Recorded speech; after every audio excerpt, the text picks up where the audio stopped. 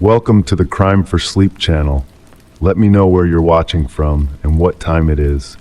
And don't forget to like, comment, and subscribe. Story 1. The yellow light of the street lamp filtered through the thin curtains, casting long shadows across Emma's bedroom. It was 3:17 a.m., and for the third night in a row, she found herself awake, staring at the ceiling, listening. The old apartment building settled around her with its familiar creaks and groans, but there was something else tonight, a soft, rhythmic sound coming from the kitchen. Footsteps, deliberate and unhurried, moving across the linoleum floor. Emma had been living in apartment 27B for exactly 42 days. The rental agreement had seemed too good to be true. Affordable rent in the heart of Millfield, a quaint college town with skyrocketing housing prices. The landlord had explained that her roommate Daniel traveled extensively for work, some kind of consulting job that kept him away for weeks at a time. "You'll barely notice him," the landlord had assured her with a smile that didn't quite reach his eyes. She hadn't thought much about Daniel's absence. His bedroom door remained perpetually closed, and Emma had respected his privacy. She had never seen him, not even once.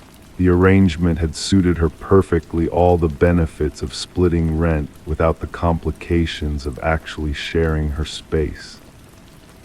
The footsteps in the kitchen stopped. Emma held her breath, straining to hear. The sound of running water reached her ears, followed by the gentle clink of dishes. She glanced at her phone, considering whether to text Lily, her best friend who had warned her about taking an apartment with a stranger. But what would she say? "I think my invisible roommate is making a midnight snack." It sounded ridiculous even in her own mind. Detective Marcus Reed hunched over his desk, reviewing the file for the third time that morning. The disappearance of Daniel Whitaker had been cold for almost a year now. 27 years old, employed as a financial analyst at Horizon Partners, reported missing by his sister when he failed to show up for their monthly dinner. The initial investigation had been thorough but fruitless, no signs of foul play, no suspicious financial transactions, no unusual behavior reported by colleagues or friends.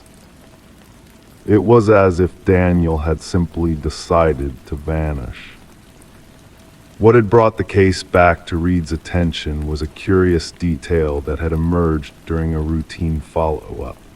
Daniel's rent was still being paid punctually every month. The payments came from his account, set up as automatic transfers that continued long after his disappearance. More intriguing still was the discovery that a new tenant had moved into his apartment 2 months ago. Emma pressed her ear against Daniel's bedroom door. The silence on the other side was absolute. She had never tried to enter his room before, but the events of the past few nights had left her feeling increasingly uneasy. Last night, she had found a plate in the sink with remnants of pasta still warm to the touch. The night before, a coffee mug had appeared on the counter, the residue of fresh coffee still visible at the bottom. Her hand hovered over the doorknob. Was she overreacting? Perhaps Daniel had returned without her noticing. But wouldn't he have introduced himself? Wouldn't she have heard him coming through the front door? The doorknob turned easily in her hand, unlocked. Emma pushed the door open slowly, the hinges protesting softly in the stillness of the apartment. The room beyond was dark, and she fumbled for the light switch on the wall. When the overhead light flickered on, Emma stood frozen in the doorway, her breath caught in her throat. The room was impeccably neat, almost unlived in. A bed with hospital corners, a desk with a closed laptop, a dresser with nothing on its polished surface. But what made Emma's skin prickle with unease was the wall opposite the bed. It was covered from floor to ceiling with photographs. Hundreds of them, meticulously arranged in a grid, and every single one was of her. Emma in the grocery store, Emma walking to work, Emma sitting in the coffee shop where she liked to read on Sunday mornings, Emma sleeping in her bed, the very same bed where she had been lying awake just minutes ago. Detective Reed parked his unmarked car across the street from the apartment building. He had called ahead to the landlord, who had been surprisingly cooperative. Yes, he remembered Daniel Whitaker. No, he hadn't seen him in a long time. Yes, he had rented the second bedroom to a young woman named Emma Chen. No, he hadn't mentioned anything about Daniel's disappearance. Why would he? It wasn't like he was dead or anything. Reed had been a detective for 17 years, and something about this case tugged at his instincts. The continued rent payments, the new roommate, the landlord's casual dismissal of Daniel's absence, it all felt wrong, like pieces from different puzzles forced together. Emma's hands trembled as she dialed 911. She had backed out of the room, careful not to touch anything, and locked herself in her own bedroom. The operator's voice was calm and reassuring as Emma described what she had found. "Stay on the line," the woman said. "Officers are on their way." As she waited, Emma's mind raced through the past 6 weeks. Had she ever felt watched? Had she ever sensed someone else's presence in the apartment when she was alone?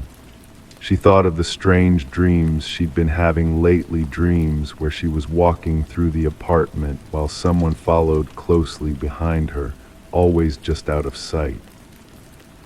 The sound of knocking at the front door made her jump. "Police," a voice called out. "Ms. Chen, are you in there?" Detective Reed watched as the forensics team worked methodically through the apartment. Emma Chen sat on the couch in the living room, a blanket wrapped around her shoulders despite the warmth of the evening. She had answered his questions with remarkable composure, describing the odd occurrences of the past few nights and her discovery of the photographs. "I've never even met him," she said, her voice barely above a whisper. "How could he have all those pictures of me?" Reed had no answer for her yet. The technicians were still processing Daniel's room, carefully documenting each photograph before removing it as evidence. The laptop found on the desk was password protected, already bagged and tagged for the digital forensics team. "Ms. Chen," Reed said gently, "I need to tell you something. Daniel Whitaker was reported missing almost a year ago. No one has seen or heard from him since." Emma's face paled, but the landlord said he traveled for work. He said Daniel paid his share of the rent, he said. "The rent payments were automated," Reed explained. "They've been coming out of his account regularly since before he disappeared." "Then who?" Emma's question hung in the air, unfinished. The answer came 3 days later, after the forensics team had finished their exhaustive examination of the apartment. They found a small opening in the wall of Daniel's closet, hidden behind a row of neatly hung shirts.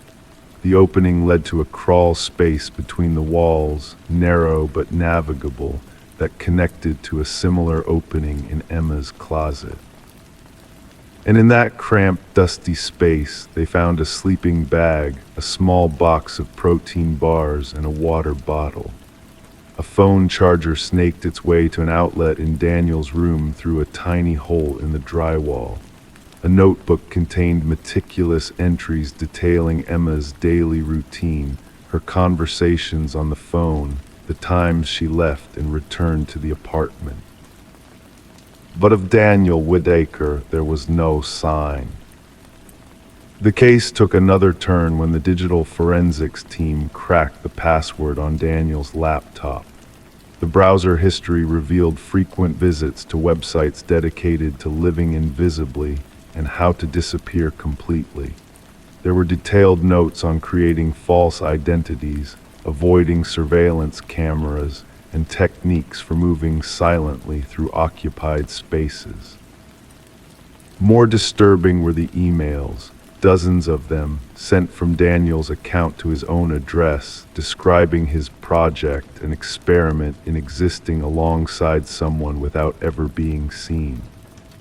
The emails became increasingly erratic over time, filled with rambling philosophical musings about perception and reality. The last email, dated just 2 days before Emma found the photographs, contained only a single line: "She's starting to hear me. I need to be more careful."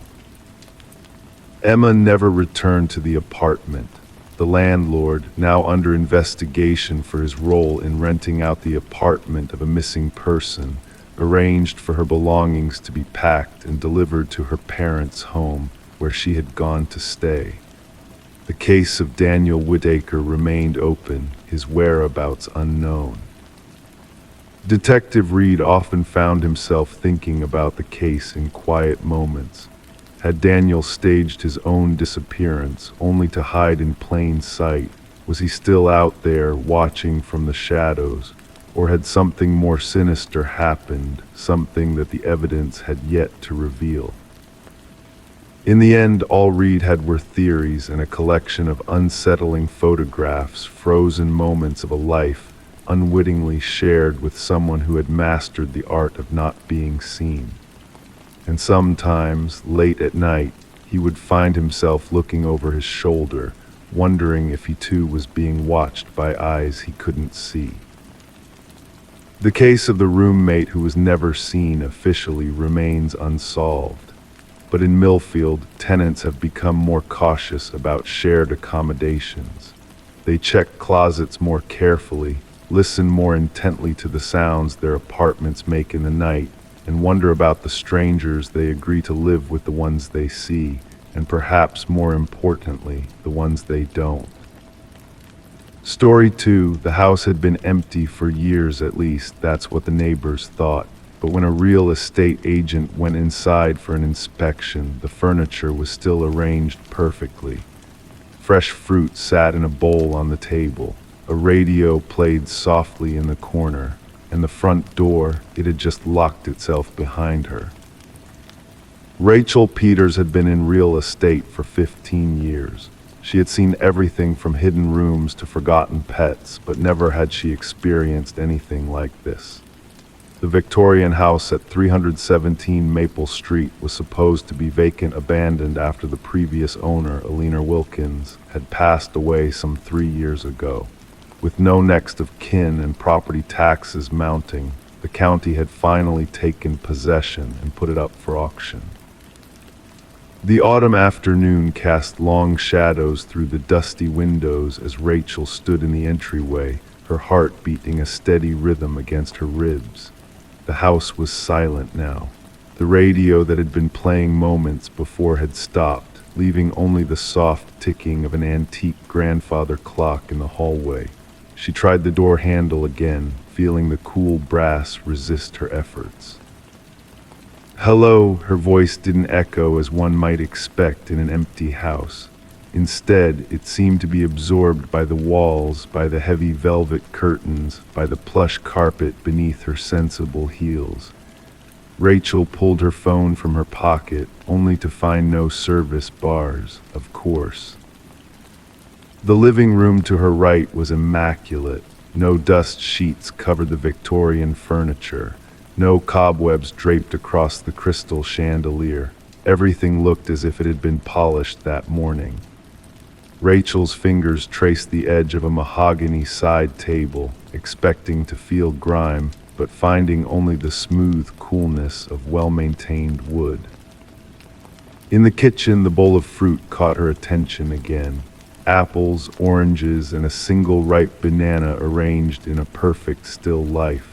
Rachel reached out, hesitating for a moment before touching an apple. It was firm, fresh, impossible in an abandoned house. She lifted it to her nose. The crisp scent of apple filled her senses, making her stomach growl softly in response. Detective Marcus Holloway received the call at 6:47 p.m. A real estate agent had failed to return to her office after an afternoon showing. Her car was still parked outside the property. Her husband had been called. No, this wasn't like her at all. Yes, they had already tried knocking. The detective's weathered sedan pulled up behind Rachel's gleaming SUV as the streetlights flickered to life. The neighborhood was quiet, mostly retirees and young professionals who were still at work. A patrol officer stood on the sidewalk, notebook in hand, speaking with a petite woman who kept clasping and unclasping her hands. Mrs. Peters, Detective Holloway approached, his voice low and calm. "I'm Detective Holloway. Can you tell me when you last heard from your wife?" "This morning she texted me about lunch, then about this showing. She said the house gave her a strange feeling, but she didn't elaborate." Jack Peters looked up at the house, its windows dark despite the early evening hour. She was supposed to be home by 5. Detective Holloway nodded, making a note in his small leather-bound notebook. The paper made a soft scratching sound under his pen. "And you've tried calling her?" "It goes straight to voicemail." The house loomed before them, its Victorian architecture somehow more menacing in the gathering dusk. Detective Holloway approached the front door, knocking firmly. The sound seemed to disappear into the house, leaving no echo. Inside, Rachel sat perfectly still at the dining room table. The chair was uncomfortable, all hard angles and ornate carving, but she dared not move. Across from her sat an elderly woman in a high-necked dress that might have been fashionable 50 years ago. The woman's hair was pulled back in a severe bun, her skin pale and translucent in the dim light of the candelabra between them. "More tea, dear." The woman's voice was like dried leaves rustling in autumn wind. Rachel nodded, watching as the woman lifted the teapot with trembling hands. The liquid that poured into her cup was dark, almost black in the candlelight. "You're wondering about the house," the woman said, setting down the teapot with careful precision. "About why it's still furnished, about why I'm still here." "You're Alina Wilkins," Rachel whispered, the name coming to her lips unbidden. The woman's smile did not reach her eyes. "I am, and I'm afraid I cannot let you leave, Miss Peters. You see, I need company. It gets terribly lonely here." Outside, Detective Holloway was conferring with his sergeant about obtaining a warrant when one of the patrol officers called out, "Sir, the door's unlocked now." Detective Holloway approached cautiously, testing the handle. Indeed, it turned easily in his grip. The door swung open silently, revealing a dark hallway. The beam of his flashlight cut through the gloom, illuminating dust particles floating in the air. "Ms. Peters, Rachel Peters, Police Department, are you in here?" His voice carried through the house, but no response came. Unlike Rachel's experience hours earlier, the house that greeted the detective was exactly what one would expect from a long-abandoned property. Dust sheets covered lumpy furniture shapes. The air was stale and heavy with the scent of mildew and decay. Their footsteps echoed on bare hardwood floors as they moved from room to room. In the kitchen, Detective Holloway's flashlight revealed an empty countertop. No fruit bowl, no sign of recent occupation. The cabinets, when opened, contained nothing but mouse droppings and the occasional cobweb. "Sir," a young officer stood in the doorway leading to what must have been the dining room. "You should see this." On the dusty dining table sat a woman's purse, a set of car keys, and a cell phone. Rachel's identification confirmed what they already suspected, but of the woman herself there was no trace. The investigation continued for weeks. Every inch of the house and grounds was searched. Cadaver dogs found nothing. Ground-penetrating radar revealed no disturbed Earth. Rachel Peters had simply vanished. 2 months later, Jack Peters received a letter in the mail. No return address, no postmark. Inside was a single sheet of paper with his wife's handwriting. "I'm fine. Alina needs me. Please don't look for us." The police report remains open to this day. Sometimes, late at night, neighbors report seeing lights in the windows of 317 Maple Street. Sometimes they say they can hear faint music playing an old radio tune from decades past. And sometimes, very rarely, they glimpse two women sitting at the dining room table, sharing tea by candlelight. But when the police arrive, they find only an empty house, gathering dust, waiting for its next visitor. Story 3. His camera was found at the bottom of a ravine, lens cracked but memory card intact. As the police reviewed the photos, they saw a series of breathtaking landscapes. Then the last picture appeared, a blurry shot of someone standing just behind him. The soft glow of computer screens illuminated the otherwise dim conference room at the Blackridge County Sheriff's Department. Outside, autumn rain tapped gently against the windows, creating a soothing rhythm that belied the growing tension within the room. Detective Sarah Mercer leaned forward, her reflection ghosting across the monitor as she studied the image before her. Her fingers, wrapped around a ceramic mug of now-cold coffee, tightened imperceptibly. "Play it again," she said, her voice carrying the weight of 3 sleepless nights. "From the beginning." The technician nodded, his chair creaking as he reset the slideshow. One by one, images appeared on screen, a chronicle of Daniel Hayes' final hike through Blackridge National Forest. The first few photos captured the majestic beauty of nature, sunlight filtering through ancient pines, a narrow stream winding between moss-covered stones, a hawk soaring against a canvas of deep blue sky. As the slideshow progressed, the timestamps revealed Hayes' journey deeper into the wilderness. He was an experienced hiker, Officer Reynolds commented, his notepad filled with meticulous observations. 32 years old, local high school science teacher, been hiking these trails since he was a teenager. Sarah nodded, her eyes never leaving the screen. And yet he missed his check-in, 3 days overdue before the search began. The images continued their silent narrative. Hayes had documented his ascent up Crow's Peak with methodical precision. Every hour, another photograph. The weather had been perfect that day, clear skies and gentle breezes. Nothing in the earlier images suggested any reason for concern. "Stop," Sarah said suddenly. "Go back one." The technician complied, returning to a photograph taken at 3:47 p.m. It showed a peculiar formation of rocks near the summit trail. Something about their arrangement seemed deliberate, almost unnatural. "Has anyone checked this location specifically?" she asked, tapping her finger against the screen. Reynolds consulted his notes. The search teams covered the entire summit trail. Nothing unusual reported. Sarah frowned, making a mental note to revisit that area herself.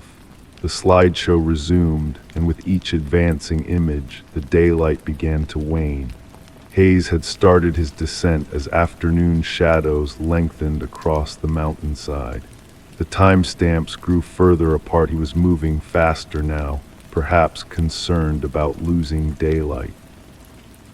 At 5:22 p.m., he had stopped to photograph a peculiar tree, its trunk twisted into an almost human-like form.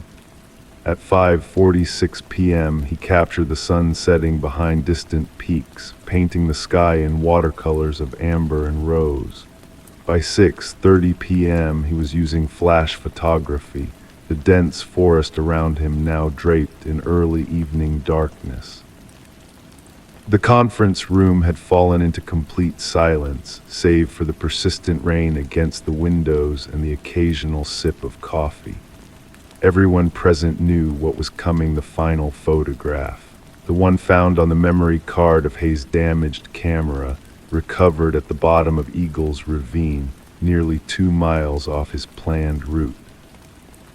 "This is where it gets strange," the technician said, his voice barely above a whisper.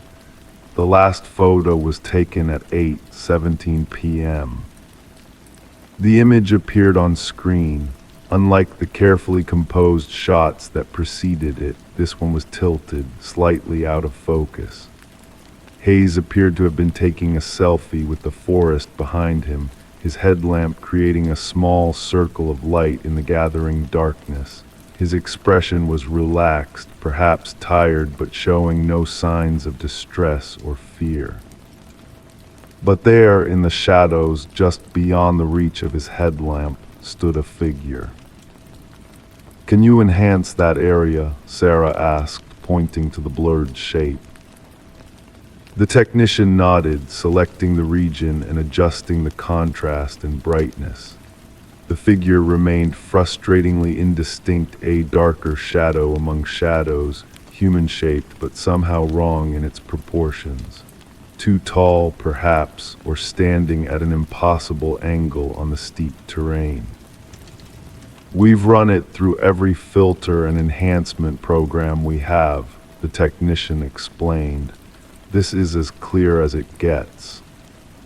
Sarah leaned back in her chair, absently twisting her wedding ring, a habit when deep in thought. And the search teams found nothing else. No backpack, no additional equipment. Reynolds shook his head. Just the camera, 15 feet down the ravine. The strange thing is, according to the GPS data from his phone, which was found with his remains, Hayes shouldn't have been anywhere near Eagle's Ravine. It's completely off the marked trails. The word "remains" hung heavy in the air. What they had found of Daniel Hayes 3 weeks after his disappearance had been insufficient, enough for identification through dental records, but little else. The medical examiner had been unable to determine a cause of death, though the scattered nature of the remains suggested animal intervention post-mortem. "What about other hikers?" Sarah asked. "Anyone else reported on the trails that day?" The park ranger logged 7 individuals or groups entering the forest that day, Reynolds replied, flipping through his notes. "All accounted for except Hayes." Sarah stood up, stretching muscles stiff from sitting too long. She walked to the window, watching raindrops chase each other down the glass. "I want to interview them anyway. Someone might have seen something they didn't think was important." Behind her, the final photograph remained on screen, the indistinct figure a silent witness to whatever had befallen Daniel Hayes. Sarah had investigated her share of accidents in these mountains, hikers who strayed from trails, underestimated the weather, or overestimated their abilities. But something about this case felt different. The camera's location so far from where Hayes' remains were discovered, the unidentifiable figure in that final image. The strange rock formation he had photographed earlier in the day. Over the next 3 weeks, Sarah methodically built her investigation. She interviewed every hiker logged in the forest that day, walked Hayes' planned route herself, and spent hours at Eagle's Ravine, trying to understand how he could have ended up there. The ravine was treacherous even in daylight, with loose shale and a nearly vertical drop. No experienced hiker would have approached it at night. The breakthrough came unexpectedly, as they often did in Sarah's experience. A Forest Service employee, clearing deadfall after the autumn storms, discovered Hayes' backpack wedged between 2 boulders nearly half a mile from where his remains had been found. The pack was mostly intact, containing his water filter, emergency supplies, trail maps, and a journal. Sarah sat at her kitchen table that evening, reading Hayes' final entries by the warm light of a table lamp. Most were typical trail notes, observations about flora and fauna, weather conditions, trail conditions. But the entry from his final day contained something unusual. Took a detour to check out the stone circle mentioned in Blackridge folklore. Found it exactly where old Calloway's book described Third Ridge past Crow's Peak, arranged exactly as drawn in his sketches from 1932. How has no one else documented this? We'll photograph extensively tomorrow on return trip. Sarah frowned, rereading the passage. She knew the local folklore well, stories of strange occurrences in the deeper parts of the forest, tales told around campfires to frighten children. But she had never heard of any stone circle, nor of anyone named Calloway documenting such a thing. The next morning found her in the county archives, paging through dusty local history books. It took hours of searching before she found a slim volume titled Blackridge, Untold Histories by Edward Calloway, published in 1932. Most of the book contained standard local history, but a chapter near the end, titled Forest Anomalies, described a circular arrangement of stones deep in the woods, allegedly used by indigenous peoples for ceremonial purposes. Calloway wrote of visiting the site several times, always feeling observed by unseen presences. His final visit had left him so disturbed that he refused to return, writing only that what walks among those stones belongs neither to this world nor to human understanding. The book included crude sketches that matched the formation Sarah had noticed in Hayes' photograph. When she brought her findings to the sheriff, he listened patiently before shaking his head. "Sarah, we've already ruled this as an accidental death. Hayes got lost, fell into the ravine, and local wildlife did the rest. It's tragic, but not suspicious." "Then explain the figure in the photograph," Sarah countered, "and why his camera was found so far from his remains." The sheriff sighed, a smudge on the lens, a trick of light and shadow. As for the camera, animals could have carried it. We see that in cases like this. Sarah knew better than to push further. Instead, she requested 2 days of personal leave, which the sheriff granted with visible relief. The morning dawned clear and cold as Sarah began her hike into Blackridge Forest. She had Hayes' photographs, coordinates from his GPS data, and Calloway's book in her backpack. By mid-afternoon, she had reached the area where Hayes had photographed the unusual rock formation. It took another hour of searching before she found it, a perfect circle of standing stones, each about waist high, partially hidden by undergrowth. The formation didn't appear on any official Forest Service maps. As Sarah approached the circle, a sudden stillness fell over the forest. The birds stopped singing.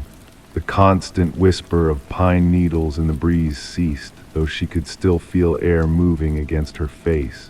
She took photographs, measurements, notes, maintaining the professional detachment that had served her throughout her career.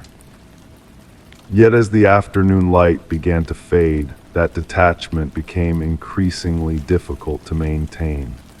More than once she turned sharply, certain she had glimpsed movement at the edge of her vision.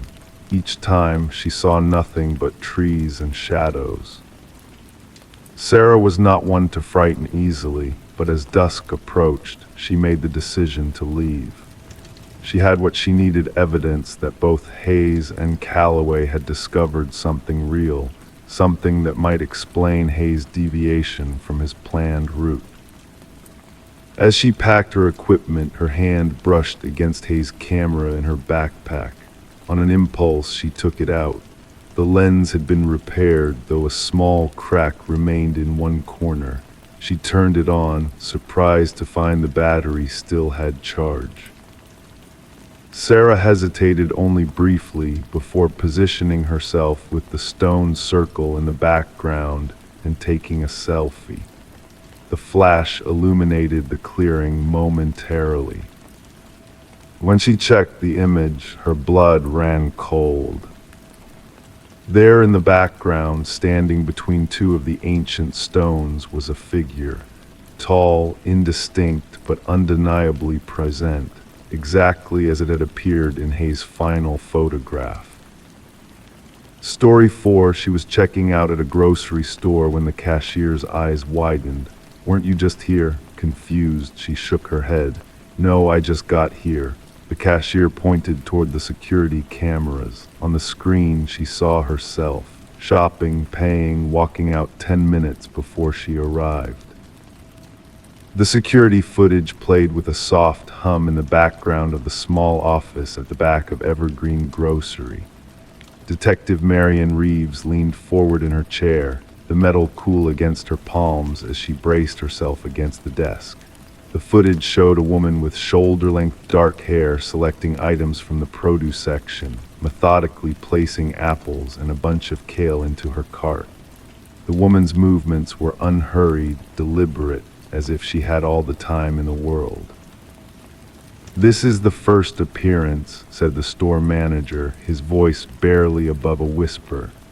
The office smelled of coffee and paper, the fluorescent lights casting a sickly glow on the three people watching the screen. The woman on camera proceeded to the checkout, handed over cash, and left the store at precisely 2:17 p.m. The timestamp in the corner of the screen pulsed steadily, marking the passage of time. "And here," the manager continued, fast-forwarding the footage, "is when she returns." At 2:27 p.m., the same woman, or what appeared to be the same woman, entered the store again. Same coat, same purse, same deliberate gait. She selected different items this time: a carton of milk, a loaf of bread, a magazine. When she reached the checkout, the cashier's confusion was evident even in the grainy footage. Detective Reeves pressed a button and the footage paused. "And you're certain this is the same day, same time?" Her voice was measured, steady. "Yes," the manager nodded, "no question." The detective's pen made a soft scratching sound against her notepad, and the customer Emma Blackwood, she was just as surprised as the cashier. "More so," the manager replied. She went pale when she saw herself on the screen, asked to see the footage right away. Reeves nodded, her eyes never leaving the frozen image on the monitor. "And where is Ms. Blackwood now?" "She left her contact information." The manager slid a piece of paper across the desk. "Said she needed to go home and lie down." The detective's fingers were cool as they closed around the paper, folding it carefully before tucking it into her pocket. "I'll need copies of this footage," she said, rising from her chair. The legs scraped softly against the linoleum floor, the sound echoing in the small space. Emma Blackwood's house sat on the edge of a quiet cul-de-sac, the kind of place where neighbors knew each other's routines. Detective Reeves pulled up to the curb, her car's engine ticking softly as it cooled. The afternoon sun cast long shadows across the neatly trimmed lawn. She approached the front door, the concrete path solid beneath her feet, and rang the bell. The woman who answered matched the one in the footage. Dark hair, green eyes, a slight frame. But there was something else now, a wariness that hadn't been visible in the store cameras. "Ms. Blackwood, I'm Detective Marion Reeves. I'd like to talk to you about what happened at the grocery store today." Emma's hand tightened on the door frame. "I don't understand what's happening," she said, her voice barely audible. "That was me in the store, but I wasn't there. I couldn't have been." The detective's expression remained neutral. "May I come in?" Inside, the house was immaculate, almost unnaturally so. There were no stray magazines on the coffee table, no mail waiting to be sorted. Everything had its place. Emma led Reeves to the kitchen, where a cup of tea sat untouched on the counter, a thin film forming on its surface. "I made this when I got home," Emma said, gesturing to the cup, "but I haven't been able to drink it. My hands won't stop shaking." Reeves sat at the kitchen table, her notebook open before her. "Tell me about your day, Ms. Blackwood, from the beginning." Emma's story was straightforward. She had gone to work at the library where she was employed as a research assistant, left at noon for lunch, returned to finish cataloging a new collection, left at 2:00 p.m. to run errands, with the grocery store being her first stop. "I arrived at Evergreen around 2:25, she said. "I've never been there before 2:25. I couldn't have been there at 2:17. "Is there anyone who can confirm your whereabouts at 2:17? Emma hesitated. "I was driving alone." Reeves nodded, making a note. "No witnesses, then." "But the security footage at the library," Emma said suddenly. "It would show me leaving at 2:00, not earlier." The detective looked up. "We'll check that. What about yesterday? Anything unusual happen?" Emma's eyes drifted to the window where the afternoon light was beginning to fade. "No, nothing." But there was something in her voice, a slight tremor, a hesitation that made Reeves press further. "Are you sure? Even something small might be important." Emma's fingers twisted in her lap. "I've been having dreams, vivid ones, where I'm doing things I don't remember doing when I wake up." "What kind of things?" "Ordinary things, shopping, driving to places I've never been, talking to people I don't know." She looked directly at the detective. "But they're just dreams." Reeves closed her notebook. "I'd like to review the library footage, if that's all right, and I may need to speak with you again." As she rose to leave, her gaze fell on a framed photograph on the wall. It showed Emma standing in front of a cabin, a dense forest behind her. But there was something off about the image, a slight blurring around the edges of Emma's figure, as if she had moved during the exposure. "That's a nice photo," Reeves commented. "Where was it taken?" "My family's cabin," Emma replied, "near Pine Creek." "When was the last time you were there?" Emma's expression grew distant. "Not since my parents died 5 years ago." Reeves nodded. "Thank you for your time, Ms. Blackwood." The library security footage confirmed Emma's story. She had left at precisely 2:00 p.m., making it impossible for her to have been at the grocery store at 2:17. The detective sat in her dimly lit office, the only sound the soft whir of her computer and the occasional car passing outside. She pulled up the grocery store footage again, studying the woman who looked exactly like Emma Blackwood. Same height, same build, same hair. The way she moved, the items she selected, it all seemed authentic. But there was something in the eyes, a flatness, a lack of the wariness that Reeves had seen in Emma's eyes at her home.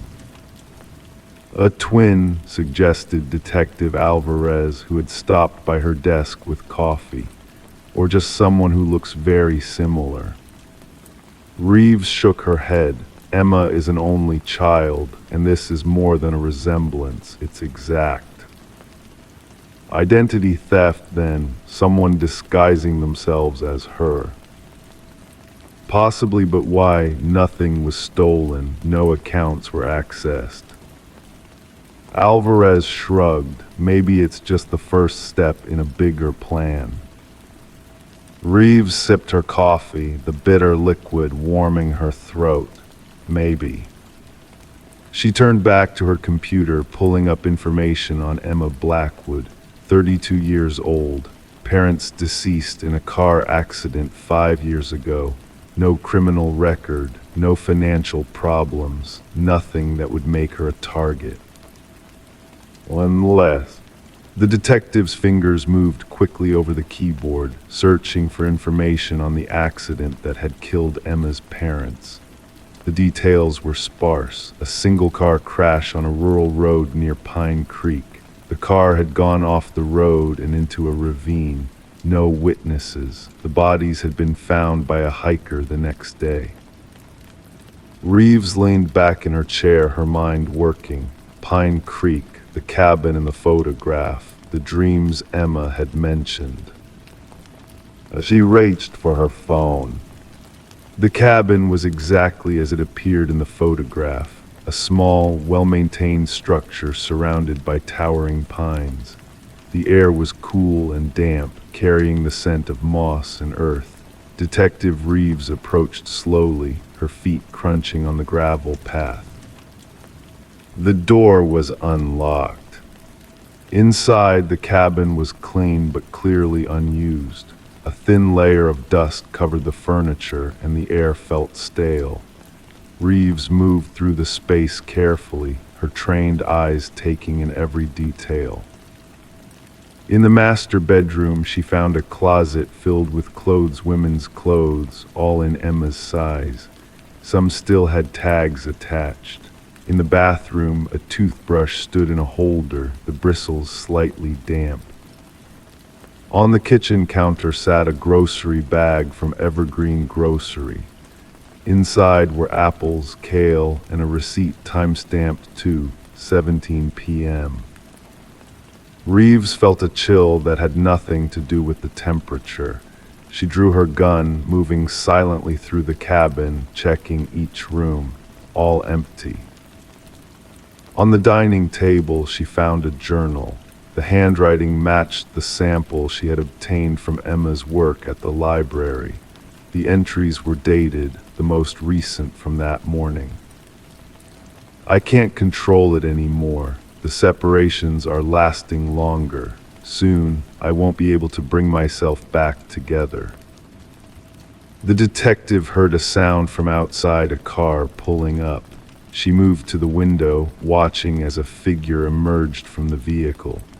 Emma Blackwood, or the woman who looked exactly like her. The woman moved differently than the Emma Reeves had interviewed. There was a confidence in her stride, a purpose that seemed at odds with the frightened woman in the neat suburban house. Reeves stepped away from the window, positioning herself near the door. She heard keys jingling, then the sound of the door opening. "Ms. Blackwood," she said, her voice calm, "I think we need to talk." The woman didn't seem surprised. "You found me," she said, her voice identical to Emma's but somehow different, harder. "I knew someone would eventually." "Who are you?" Reeves asked, her gun still drawn but pointed at the floor. The woman smiled, a cold expression that never reached her eyes. "I'm Emma Blackwood, the real Emma Blackwood.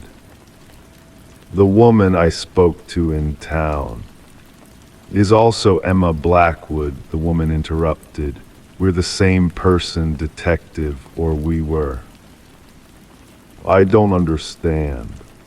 The woman Emma moved to the table, running her fingers over the journal. "It started after my parents died. The dreams at first, then blackouts, then separation." "Separation." "I would be in two places at once, not mentally, physically. She looked up, her eyes cold.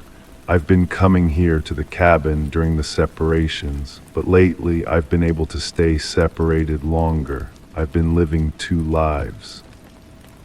Reeves kept her expression neutral, but her mind raced.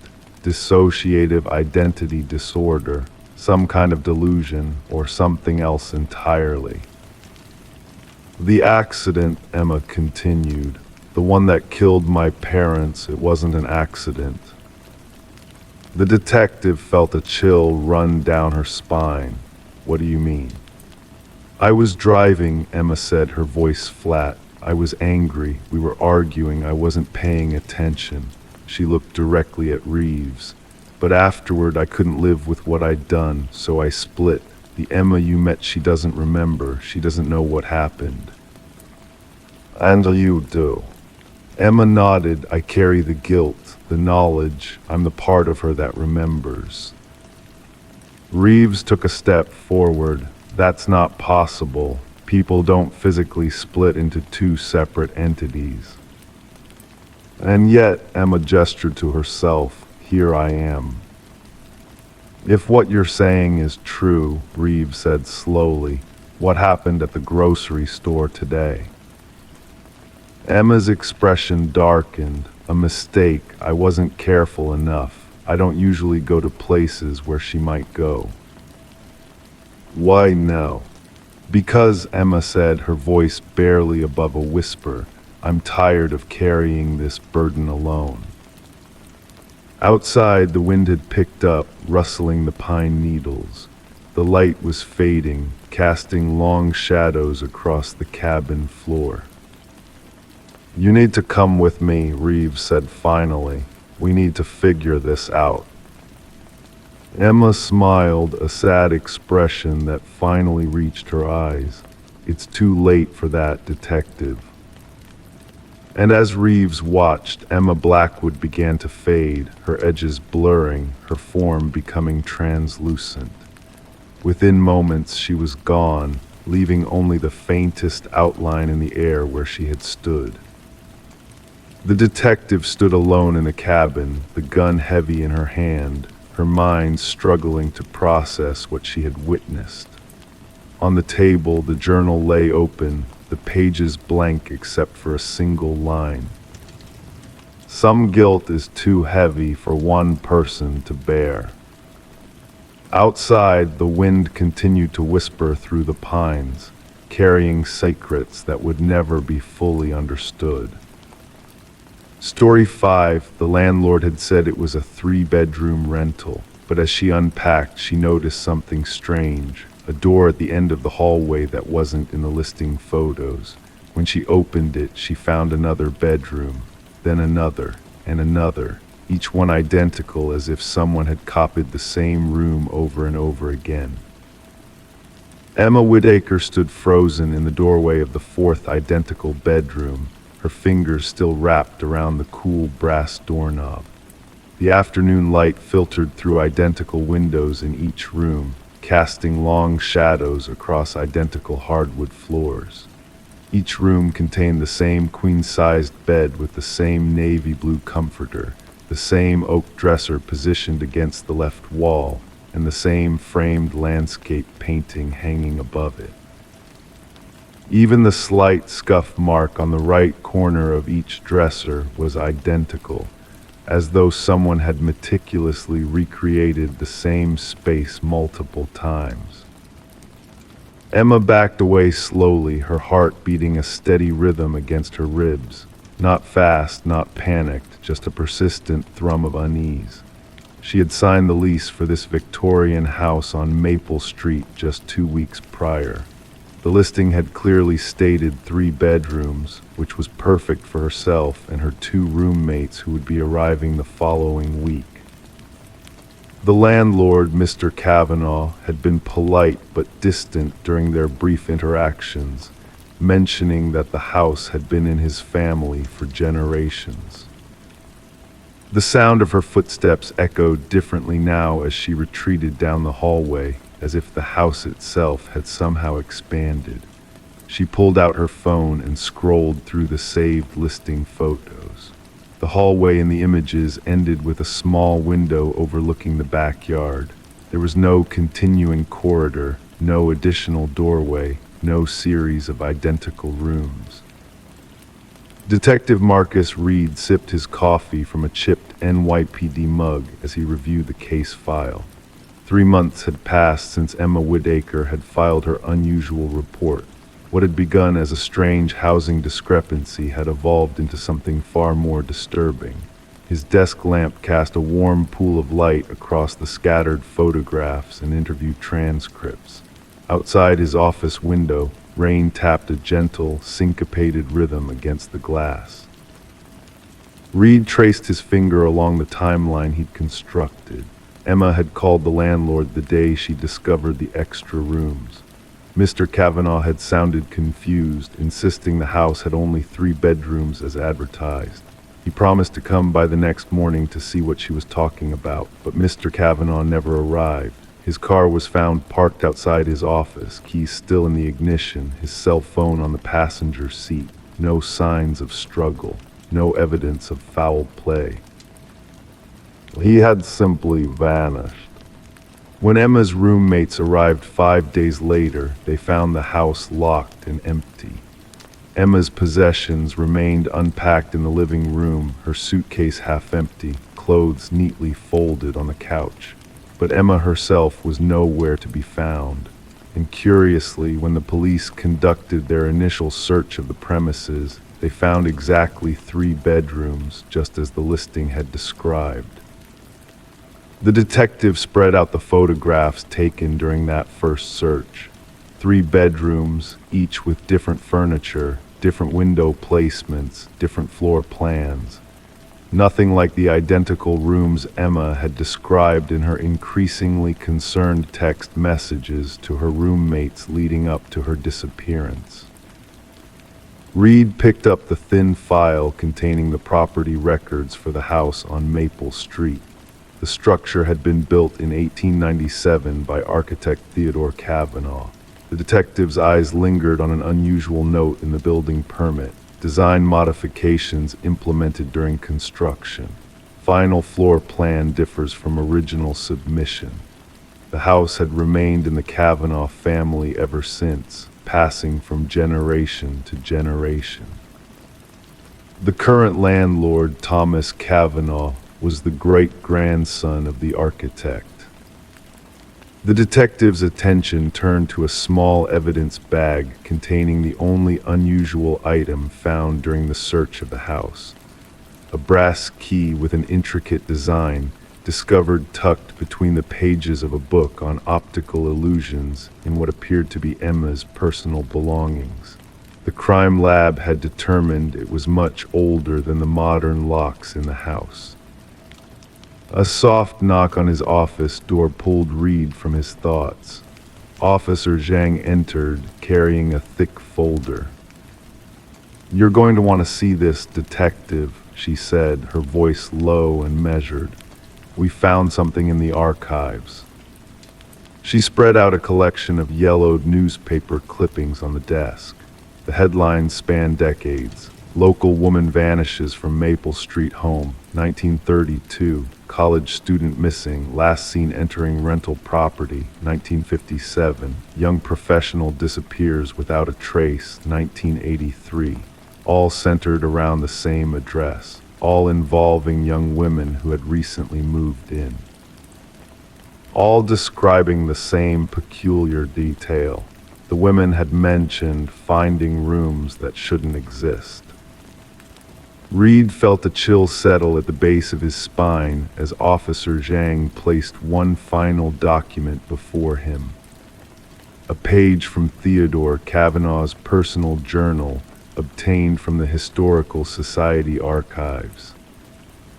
"I have found a way to expand space without expanding structure," the architect had written in a tight, meticulous script.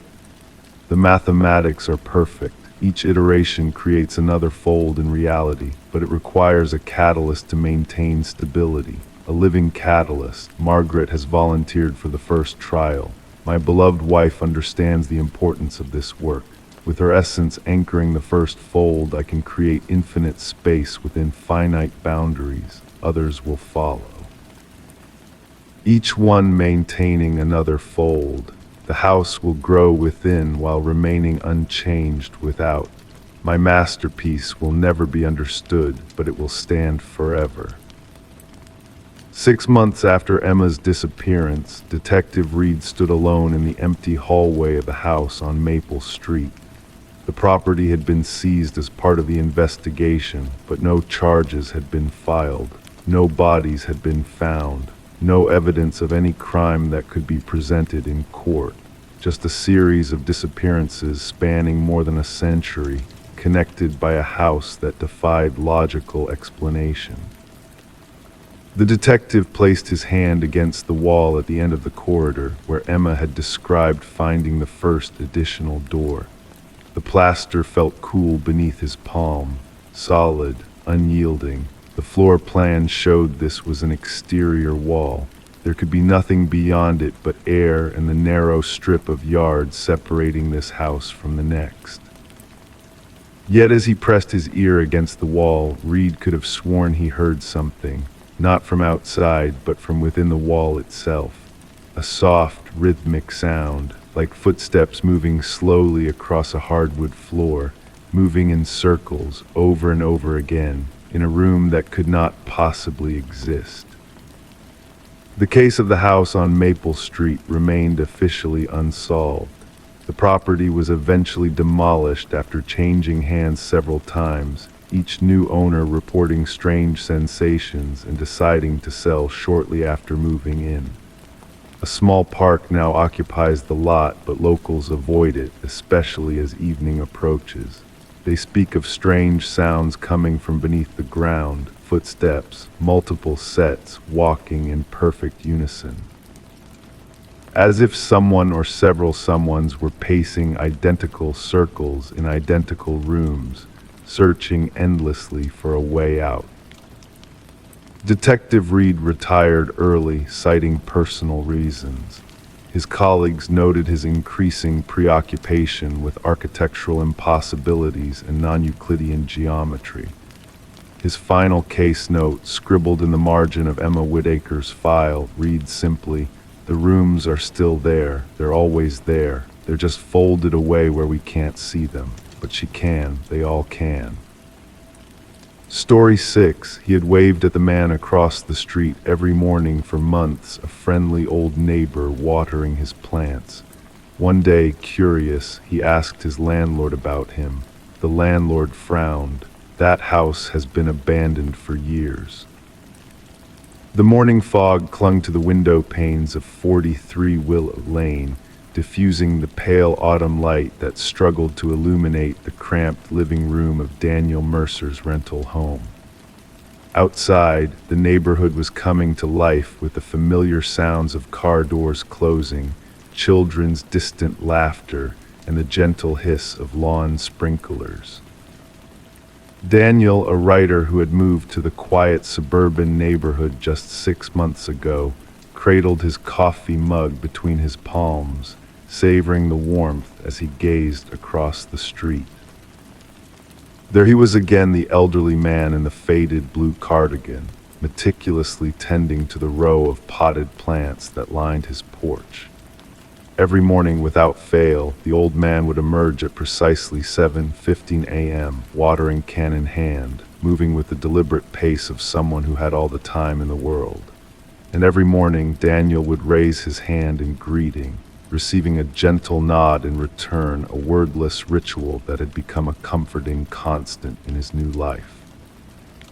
The man never spoke, never ventured beyond his porch, and never had visitors. Yet there was something soothing about his presence, a quiet dignity in his solitary routine that resonated with Daniel, who had moved to this town seeking the very peace that the old man seemed to embody.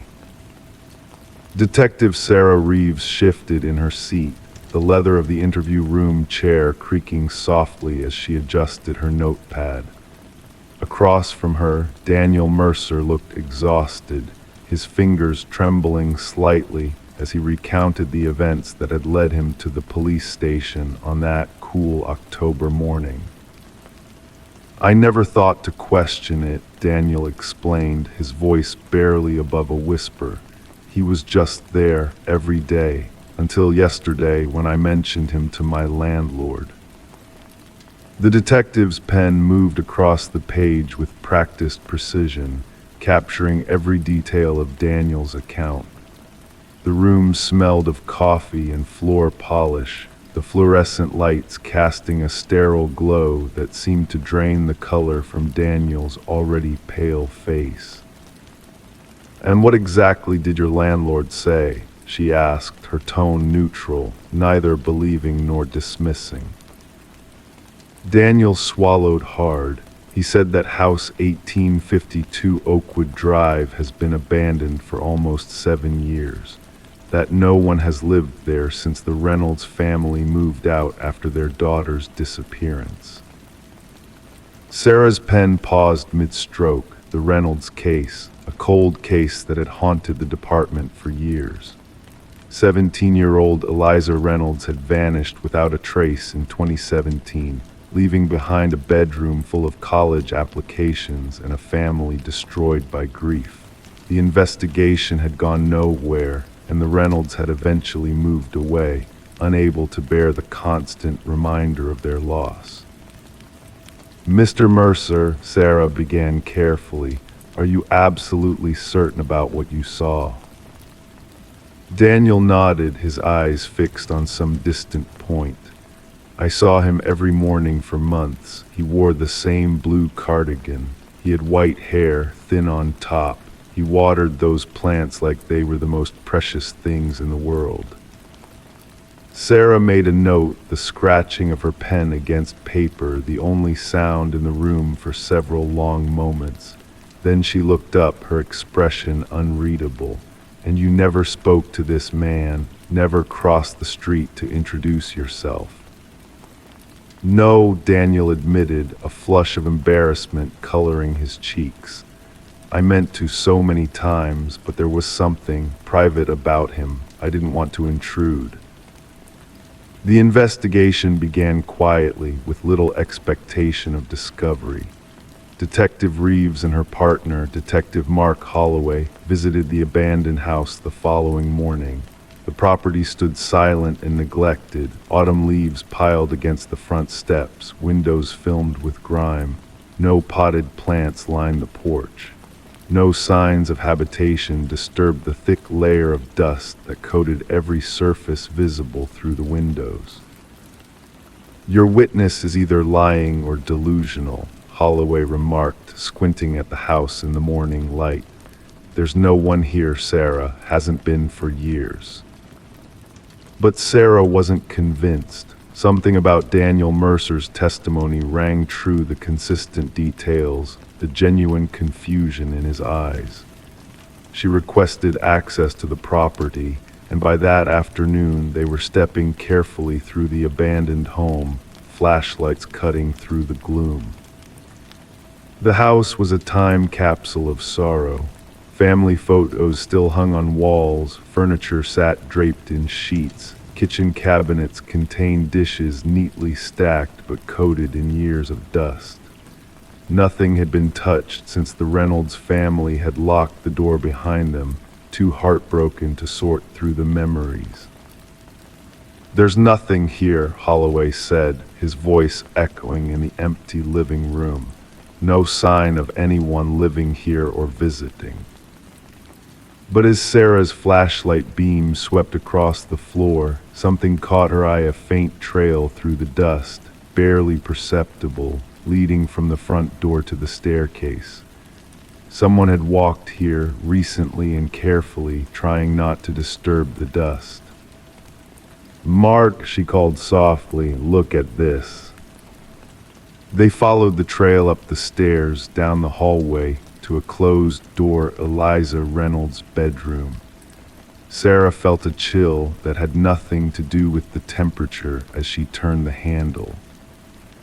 The room was exactly as the case files had described it, posters of bands long since broken up, college pennants, a desk piled with textbooks and application forms. But unlike the rest of the house, this room showed signs of disturbance. The bed was slightly rumpled.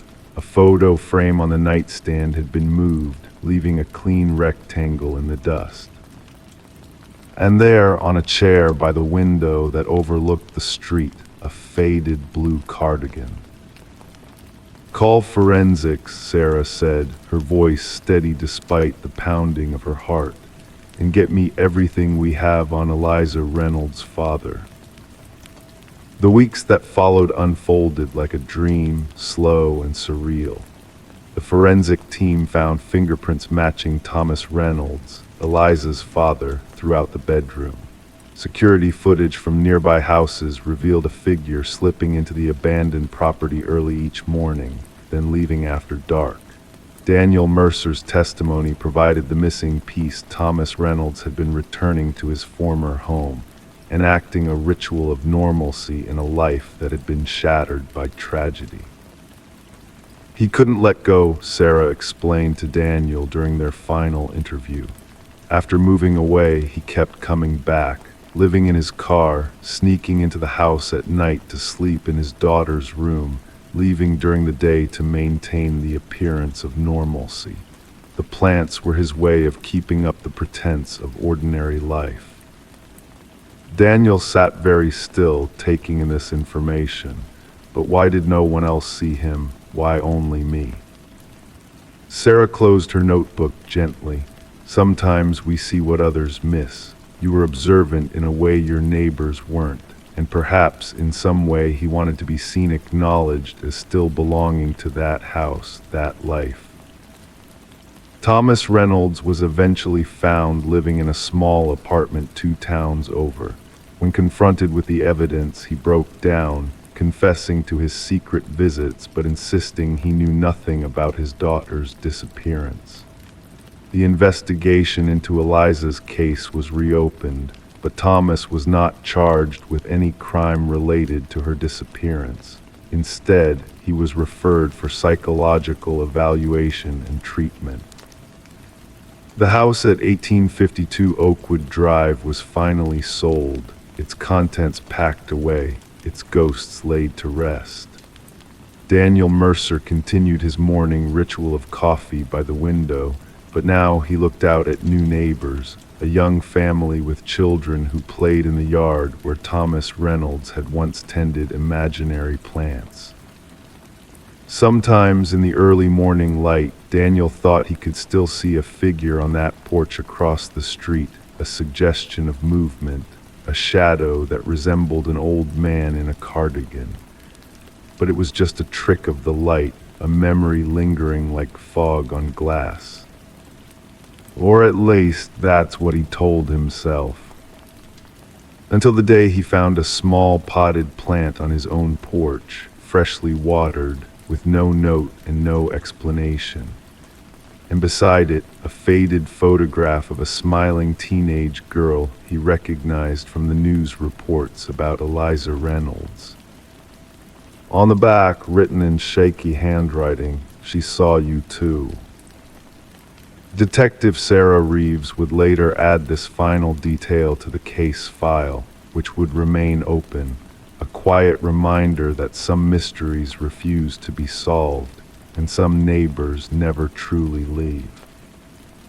Story 7. The photo album lay open on Catherine Warren's dining room table, its worn leather cover catching the amber glow of her reading lamp. Outside, rain tapped gently against the windows of her Portland home, a soft, persistent rhythm that had continued for 3 days now. Steam rose from her cup of chamomile tea, curling into the air like a question mark as her fingers hesitated over the pages. The Warren family reunion photos had been gathering dust in her attic for years. But now, preparing for her mother's memorial service, Catherine found herself lost in these fragments of captured time. Photos from 1978, 1983, 1992, 2001 gatherings at the old lake house that had belonged to her grandparents. The images were faded, some with that distinctive yellow tint that comes with age, others still vibrant despite the decades. It was nearly midnight when she noticed it, the oddity, so subtle that anyone else might have missed it entirely. In a photo from the 1983 reunion, Catherine spotted a figure standing at the edge of the frame. A man in dark clothing, partially obscured by a tree, watching the family picnic from a distance. His features were indistinct, but something about his posture, straight-backed, attentive, seemed deliberately placed rather than accidental. She might have dismissed it as a stranger wandering through the public park where they'd gathered that year, but then she turned to the next page. The 1992 reunion, the same park, and there he was again, same position, same stance, standing half-hidden behind the same tree. Catherine's breathing slowed as she meticulously began checking every family photo. The man appeared in pictures from 1978, from 1983, from 1992, from 2001, from 2006, from 2015, always at the periphery, always watching, always the same. What disturbed her most was the realization that in 37 years of photos, he hadn't aged, not once. Detective Marcus Reed had been with the Portland Police Bureau's Cold Case Unit for 11 years. His office was small but orderly files arranged by year, then alphabetically. The walls were sparse save for his credentials and a single photograph of his daughter at her college graduation. A desk lamp cast pools of light onto the stack of folders he was reviewing when Catherine Warren first walked in with her photo album. "I know how this sounds," she began, her voice steady despite the tremor in her hands. "But someone has been watching my family for decades." Reed had heard many improbable theories in his career. Most stemmed from grief or loneliness or sometimes pure paranoia. But there was something different about Catherine Warren, a clarity in her eyes, a precision to her words that suggested she wasn't imagining things. He leaned back in his chair, the leather creaking softly beneath his weight. "Show me," he said simply. For the next hour, they laid out the photos chronologically across his desk. Reed used a magnifying glass, studying each appearance of the stranger with methodical patience. The figure was consistently male, approximately 6 feet tall, slender build, always positioned at the edge of group gatherings, always alone, always watching. Most remarkably, he never seemed to age. The same man, if it was indeed the same man, looked identical in photos spanning nearly 4 decades. "Has anyone in your family ever mentioned this person?" Reed asked, his voice low and even. Catherine shook her head. "Never. I asked my Aunt Julia yesterday. She's the only one left from my parents' generation. She doesn't remember seeing anyone like this." Reed rubbed his thumb across his lower lip, a habit when he was thinking deeply. "Yet he appears in every major family gathering. That suggests that he knew when and where we would be." Catherine finished his thought. "Exactly." The Warren family history revealed nothing unusual at first glance. Upper middle class, 3 generations in Oregon. Catherine's grandfather had been a respected judge in Multnomah County until his retirement in 1981. Her father ran a successful insurance agency. Her mother had taught literature at Portland Community College. But as Detective Reed dug deeper, assisted by Officer Layla Diaz, a pattern began to emerge, a pattern of quiet tragedies and unexplained occurrences.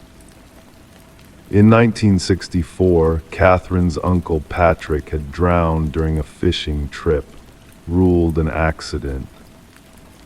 In 1979, her cousin Michael had vanished for 3 days before being found wandering in Forest Park, unable to remember where he'd been. Case filed as a temporary fugue state. In 1997, Catherine's mother had reported a break-in while the family was away at dinner. Nothing stolen, but items moved, case unsolved. Reed and Diaz worked methodically, their movements unhurried yet purposeful. They spent hours in the archives, the soft rustle of paper and the gentle hum of the fluorescent lights the only sounds accompanying their investigation. The connection between these events wasn't obvious, but something linked them together like invisible thread. The breakthrough came when Diaz discovered a case file from 1962, a lawsuit presided over by Catherine's grandfather. A man named Edward Mercer had been sentenced to 15 years for fraud. His financial empire had collapsed and he'd lost everything. At his sentencing, court transcripts recorded his last words before being led away. "You took my life from me, so I'll spend the rest of mine watching yours fall apart."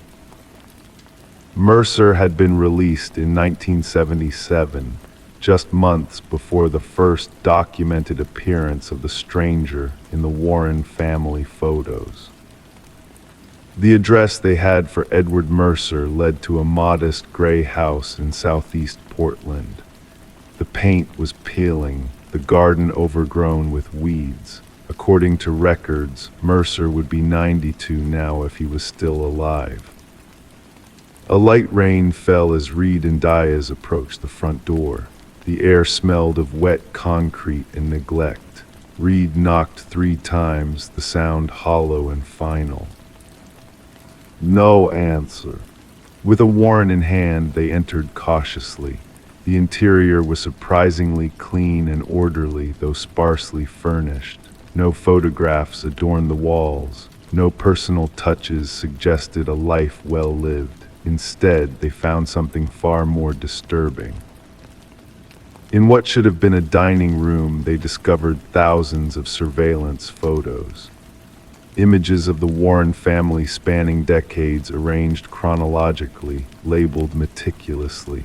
Catherine at school, her father at work, her mother shopping, birthdays, graduations, funerals. Moments both significant and mundane, all captured by an unseen observer. And there, on a desk in the corner, sat a camera with a powerful telephoto lens and a neatly written journal. The last entry dated just 3 days earlier. "My work is nearly complete. She has found me now. The circle closes." But Edward Mercer was nowhere to be found. As days stretched into weeks, the investigation yielded more questions than answers. Mercer's bank accounts showed regular activity until the day Catherine had discovered his presence in the family photos, then nothing. His phone records revealed no calls in over a month. His car remained in the garage. It was as though he had simply dissolved. The surveillance photos provided a chilling narrative of obsession. Mercer had dedicated his life after prison to documenting every moment of the family whose patriarch had sentenced him, not interfering, just watching, always watching. "This isn't just revenge," Reed observed quietly as he and Catherine reviewed the evidence in his office one rainy afternoon. "This is something else entirely." Catherine lifted her eyes from a photo of herself as a child, playing in her backyard while a shadow now recognizable as Mercer lurked behind a fence. What could he possibly want after all these years? Reed didn't answer immediately. The clock on his wall ticked softly in the silence. "Some people don't want anything," he finally said. "Some people just want to be part of a story, any story, even if they're the villain." 6 months passed. Edward Mercer's disappearance remained unsolved. Catherine had installed new security systems, changed her routines, even considered moving. But something kept her in Portland, a need for resolution perhaps, or simply the stubborn refusal to be driven away. The Warren family reunion that summer was smaller than usual. Many relatives had been unsettled by the revelation of their decades-long observer, but those who gathered did so with a new awareness, their eyes occasionally drifting to the tree line, searching for a figure they'd never noticed before. Catherine brought her camera, an old Nikon, similar to the one they'd found in Mercer's home. Throughout the day, she documented her family, their laughter, their conversations, their simple existence continuing despite everything. It was only later, reviewing the photos at home, that she saw it. In the background of one image, barely visible among the trees, not Mercer this time, but someone else, a younger man, similar build, similar stance. Standing watching. The cycle continuing. In her dining room, Catherine closed the photo album with trembling hands. Outside, the rain had finally stopped. The sudden silence felt heavier than the sound had been. She walked to her window and looked out at the darkened street, wondering how many eyes might be looking back. Behind her, the photo sat on her table, evidence of a haunting that had passed from one generation to the next, a reminder that some stories never truly end, they merely find new narrators. And somewhere in Portland, a stranger watched and waited, patient, dedicated, immortal in the persistence of his gaze. Story 8. The autumn air hung heavy with moisture as Daniel Foster made his way through the rolling hills of Oakwood Cemetery. His shoes pressed against the damp grass, leaving temporary impressions that slowly disappeared behind him. This was his annual pilgrimage, a tradition spanning 23 years, from when he was just a boy of 7 holding his mother's hand to now, a 30-year-old man walking alone among the markers of the dead. The cemetery was quiet on this Tuesday morning. A groundskeeper in the distance guided a riding mower between plots, the hum of its engine muted by the fog that clung to the landscape. Daniel carried a small bundle of white carnations, his grandfather's favorite, their stems wrapped in brown paper that had darkened where his palm had perspired against it. He knew the path by heart, left at the Angel Monument, straight past the old oak with the split trunk, then 3 rows up toward the eastern edge where the morning sun would eventually break through. His grandfather's plot sat beneath a modest maple tree that turned brilliant orange each fall, as if commemorating the vibrant life Franklin Foster had led. But as Daniel approached the familiar spot, something felt different. The maple tree stood as it always had. The neighboring headstones were unchanged. Yet when his eyes fell upon his grandfather's marker, a cold sensation traveled from the base of his spine upward, settling as a tight knot between his shoulder blades. The stone was the same shape, a simple rectangle of polished granite. The dates matched, 1930-2001. The inscription at the bottom still read, "Beloved husband, father, and teacher." But where the name Franklin Joseph Foster should have been etched in deliberate serifs, different letters formed an unfamiliar name, Leonard James Finch. Daniel blinked slowly, convinced his eyes were playing tricks. He set the carnations down and crouched before the stone, his fingers tracing the engraved letters. The stone felt cool and real under his touch. This was no hallucination. He pulled out his phone and scrolled through his photo gallery, finding last year's picture of the grave. There, clearly visible on his screen, was his grandfather's name, Franklin Joseph Foster. He looked back at the stone before him, the name Leonard James Finch staring back with unyielding permanence. The groundskeeper had cut the engine of his mower and was now working with hand clippers on a nearby plot. Daniel walked over, his legs feeling strangely disconnected from his body. "Excuse me," he said, his voice sounding distant to his own ears. "There seems to be something wrong with my grandfather's headstone." The older man straightened up, rubbing his lower back. His name tag read Howard. Deep lines framed his eyes, testament to years spent working outdoors. "What seems to be the problem?" Howard asked, tucking the clippers into a leather holster on his belt. Daniel led him to the grave, pointing at the name. "This is my grandfather's plot, Franklin Joseph Foster, but the name, it's been changed." Howard squinted at the stone, then looked at Daniel with a mixture of confusion and concern. "Son, I've been working here for 35 years. That's always been Leonard Finch's grave." "That's impossible," Daniel said, showing Howard the photo on his phone. "Look, this is from last year." Howard studied the photo, his weathered face betraying no recognition. "I'm not sure what to tell you. Records don't lie, and neither does stone. Leonard Finch has been buried here since 2001. Daniel insisted on seeing the cemetery records. Howard, with obvious reluctance, led him to the small administrative building near the entrance, a brick structure with windows fogged by age and humidity. Inside, a woman named Margaret, with glasses hanging from a chain around her neck, pulled out a large ledger. Her finger traced down a column of names, stopping midway down a page. "Here we are, plot E247, Leonard James Finch, interred September 12, 2001. She turned the book around for Daniel to see.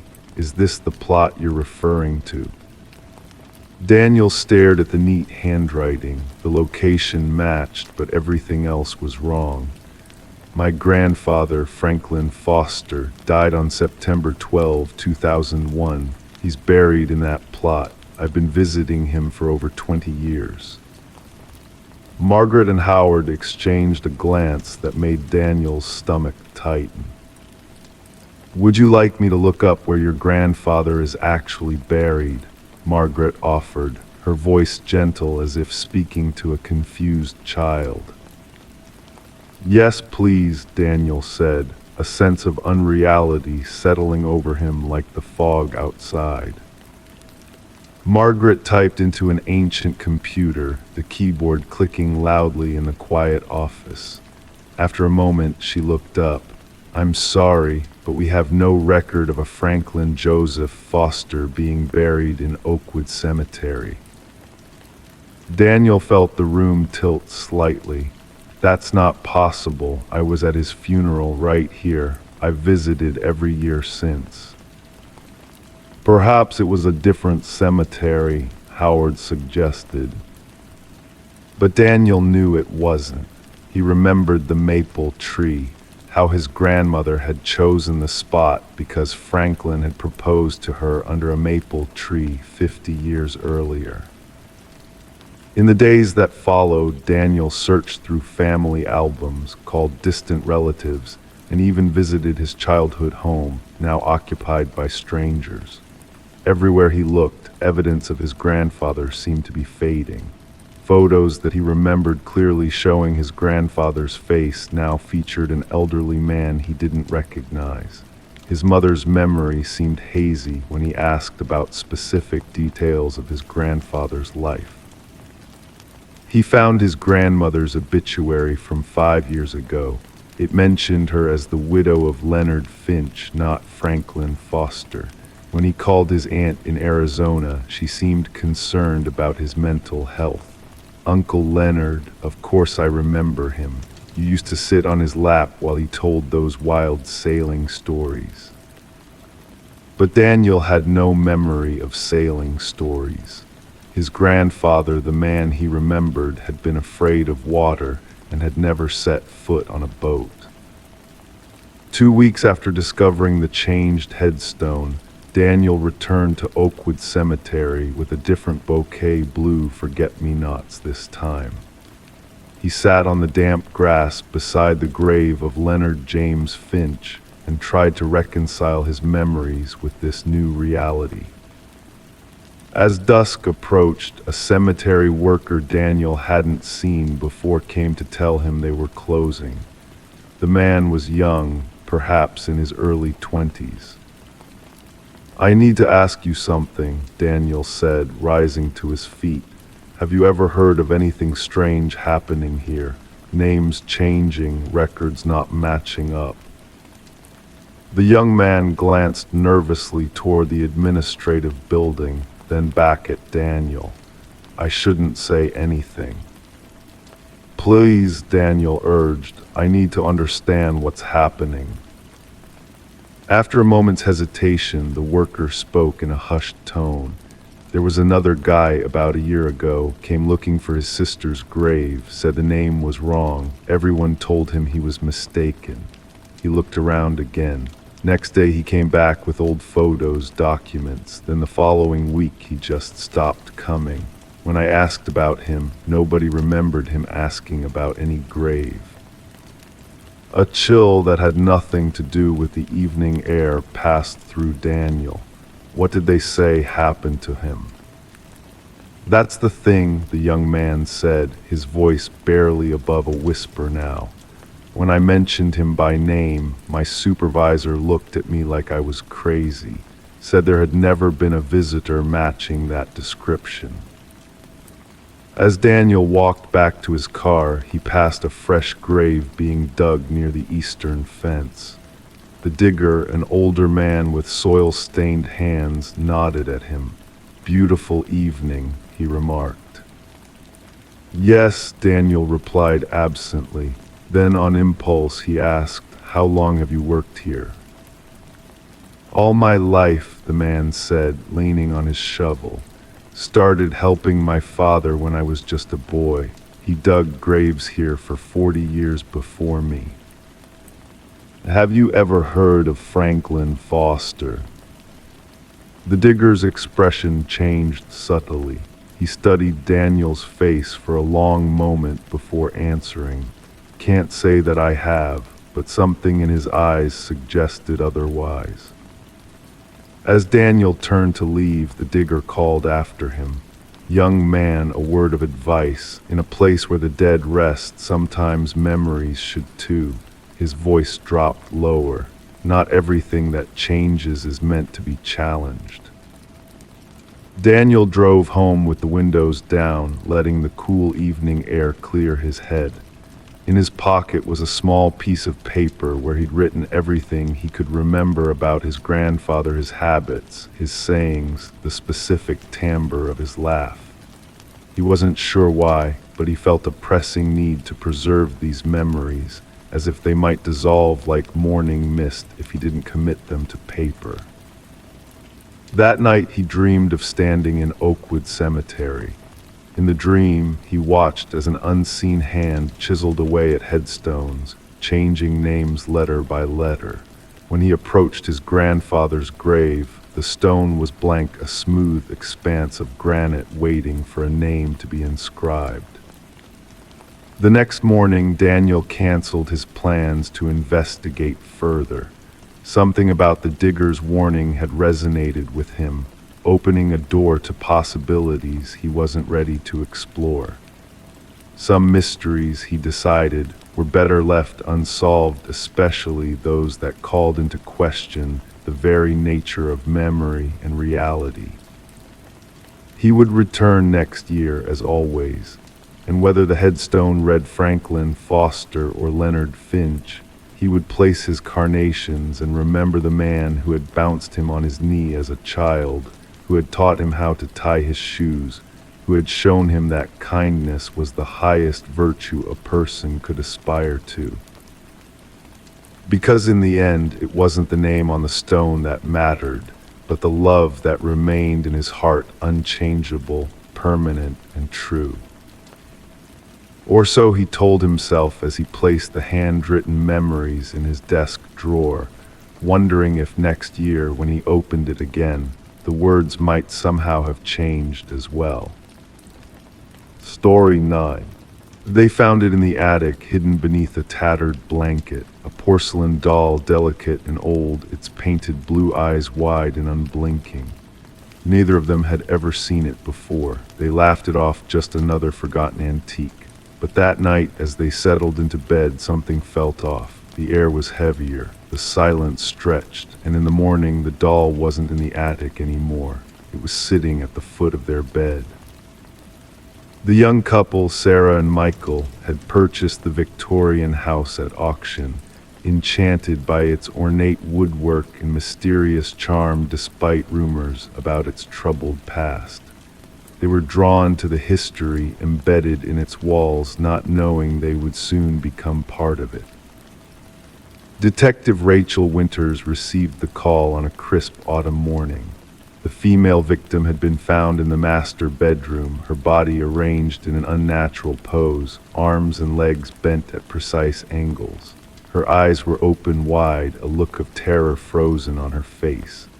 The male victim was discovered in the hallway as if he had been trying to escape. The scene was immaculate, no signs of forced entry, no evidence of a struggle beyond the final moments. The positioning is deliberate, Detective Winters noted, speaking quietly into her recorder as crime scene photographers captured every detail. The female victim appears posed, like a doll removed from a display case. The investigation began with thorough interviews of neighbors. One elderly woman recalled seeing a shadow moving behind an upstairs window when the couple should have been at work. Another mentioned hearing what sounded like a child's laughter coming from the empty house during the night. Each account added another layer of unease to the growing case file. The forensic team uncovered microscopic fibers throughout the house, vintage cotton and silk, consistent with materials used in antique doll clothing, most concentrated around the victims' bodies and the attic space. More disturbing was what they didn't find. No fingerprints besides the victims, no DNA from any intruder, no footprints in the dust that shouldn't have been there. It's as if whoever did this was never physically present, the lead forensic analyst remarked. The investigation turned to the history of the property. Records revealed a pattern: 3 previous owners over 6 decades had died under mysterious circumstances. Each case remained unsolved, with files noting strange inconsistencies. One family reported finding antique toys in rooms they had just cleaned. Another documented hearing footsteps when no one else was home. Detective Winters discovered a newspaper clipping from decades earlier. A renowned doll maker had once lived in the house with his daughter. The child had died under suspicious circumstances, and the father was questioned but never charged.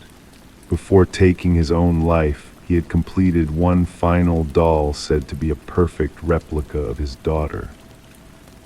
The inventory list from when Sarah and Michael purchased the house mentioned no such doll. As Detective Winters dug deeper, she found a pattern connecting all victims. Each had made modifications to the house, specifically to the attic space.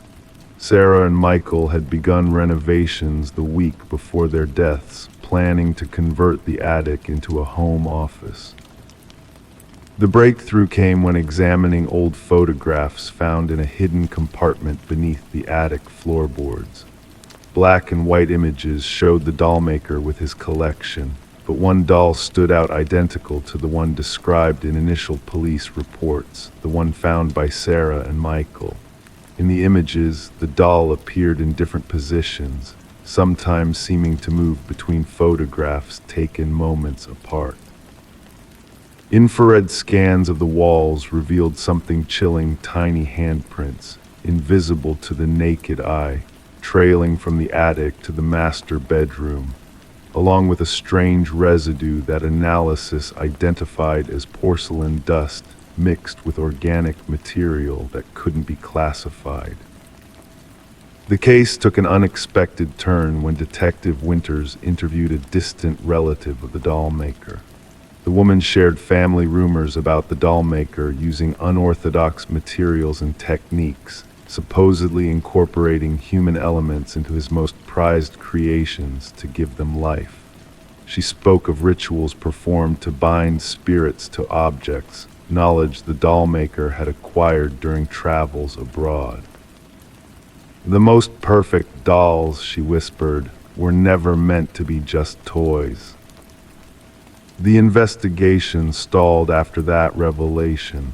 No suspects could be identified. No conventional explanation fit the evidence. The case remained active but grew cold. Detective Winters requested to keep the doll as evidence, securing it in a locked cabinet at the station. The morning after, officers found her office door ajar, the cabinet empty. The detective herself was discovered seated at her desk, unharmed but disoriented, with no memory of the night before. The security cameras showed nothing but static during the hours in question. The house was sold again at auction, its troubled history driving the price down despite its architectural value. The new owners found the attic empty, except for a tattered blanket folded neatly in the corner.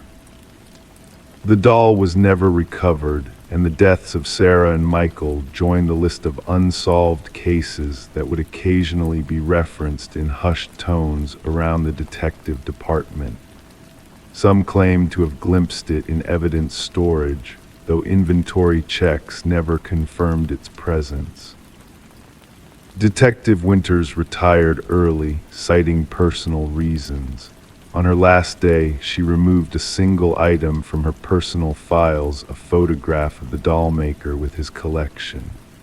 She sealed it in an envelope marked "Never Open" and locked it away. The new owners reported no disturbances, having decided to leave the attic untouched. But sometimes, on quiet nights, neighbors would report seeing a small shadow moving behind the attic window and hearing what sounded like the gentle laughter of a child. Story 10. The old apartment had its quirks: pipes that groaned, floorboards that creaked, but the new tenant knew what she heard wasn't normal. The footsteps were too steady, too deliberate. They came from above, slow and measured, but she lived on the top floor. One night she worked up the courage to knock on the ceiling with a broomstick. The sound stopped, the silence stretched. Then a single knock came back from inside the ceiling. Sarah Coleman never reported the knocking incident to anyone. She convinced herself it was just the building settling, or perhaps some small animal that had found its way into the attic space. Even as the footsteps continued night after night, she adapted, turning up her television volume, wearing headphones to bed, anything to drown out the methodical footfalls that traced paths across her ceiling in the darkness. Detective Morris first heard about the apartment when a maintenance worker stumbled upon a hidden crawlspace during routine repairs. The worker had removed a section of drywall in the hallway outside Sarah's apartment to fix a water leak. Behind it, he discovered a narrow passage that shouldn't have existed according to the building plans.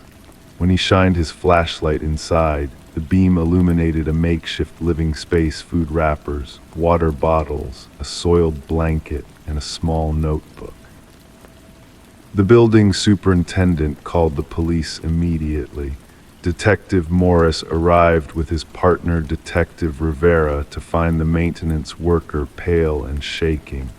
"Someone's been living in the walls," he kept repeating. "Someone's been watching."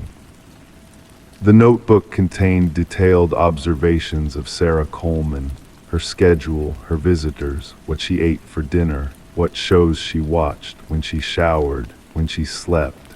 The handwriting started out neat but grew increasingly erratic toward the final pages, with bizarre symbols appearing in the margins. "The subject no longer responds to my signals," read the final entry. "She has chosen to ignore me. No one ignores me." Forensics teams combed the crawl space and found fingerprints that matched no records in any database. They discovered a complex network of passages built into the walls and ceilings of the building, some dating back decades according to structural analysis. The passages connected to 5 different apartments, but ended in viewing points, small holes disguised as fixtures or minor damage in only one, Sarah Coleman's. The investigation team interviewed current residents. None reported anything unusual beyond the typical noises of apartment living. Former residents told a different story. 3 previous tenants of Sarah's apartment described feeling watched or hearing unexplained movements. One had moved out after only 2 weeks. None had reported their experiences, fearing they would sound paranoid. The break in the case came when forensics discovered microscopic blood spatter in one of the crawl spaces. DNA testing matched it to Martin Weaver, a former resident who had disappeared without explanation 4 years earlier. His family had filed a missing persons report, but the case had gone cold. He had lived in the apartment directly below Sarah's. Detective Morris re-examined Martin's disappearance. According to neighbors, Martin had complained about noises above his apartment. He had confronted the tenant living above him at the time, a quiet man named Edward who kept to himself. Shortly after, Martin vanished. Edward moved out the following month, leaving no forwarding address. Investigators tracked Edward's rental history and discovered a pattern. He had lived in 6 different apartment buildings over 20 years. In each case, he had requested top-floor units, made few social connections, and eventually left without notice. A neighbor from his 3rd residence remembered him as intense and recalled his frequent complaints about needing silence. The investigators found property records showing that Edward had purchased remote rural land. When they arrived at the location, they discovered a cabin with walls lined with photos and notes. Images of residents from various apartment buildings, including Sarah Coleman and Martin Weaver. Maps of ventilation systems and structural weak points. Detailed journals describing observations of the specimens and maintaining the habitat. In the center of the cabin stood a corkboard with newspaper clippings. Missing persons reports, 6 of them.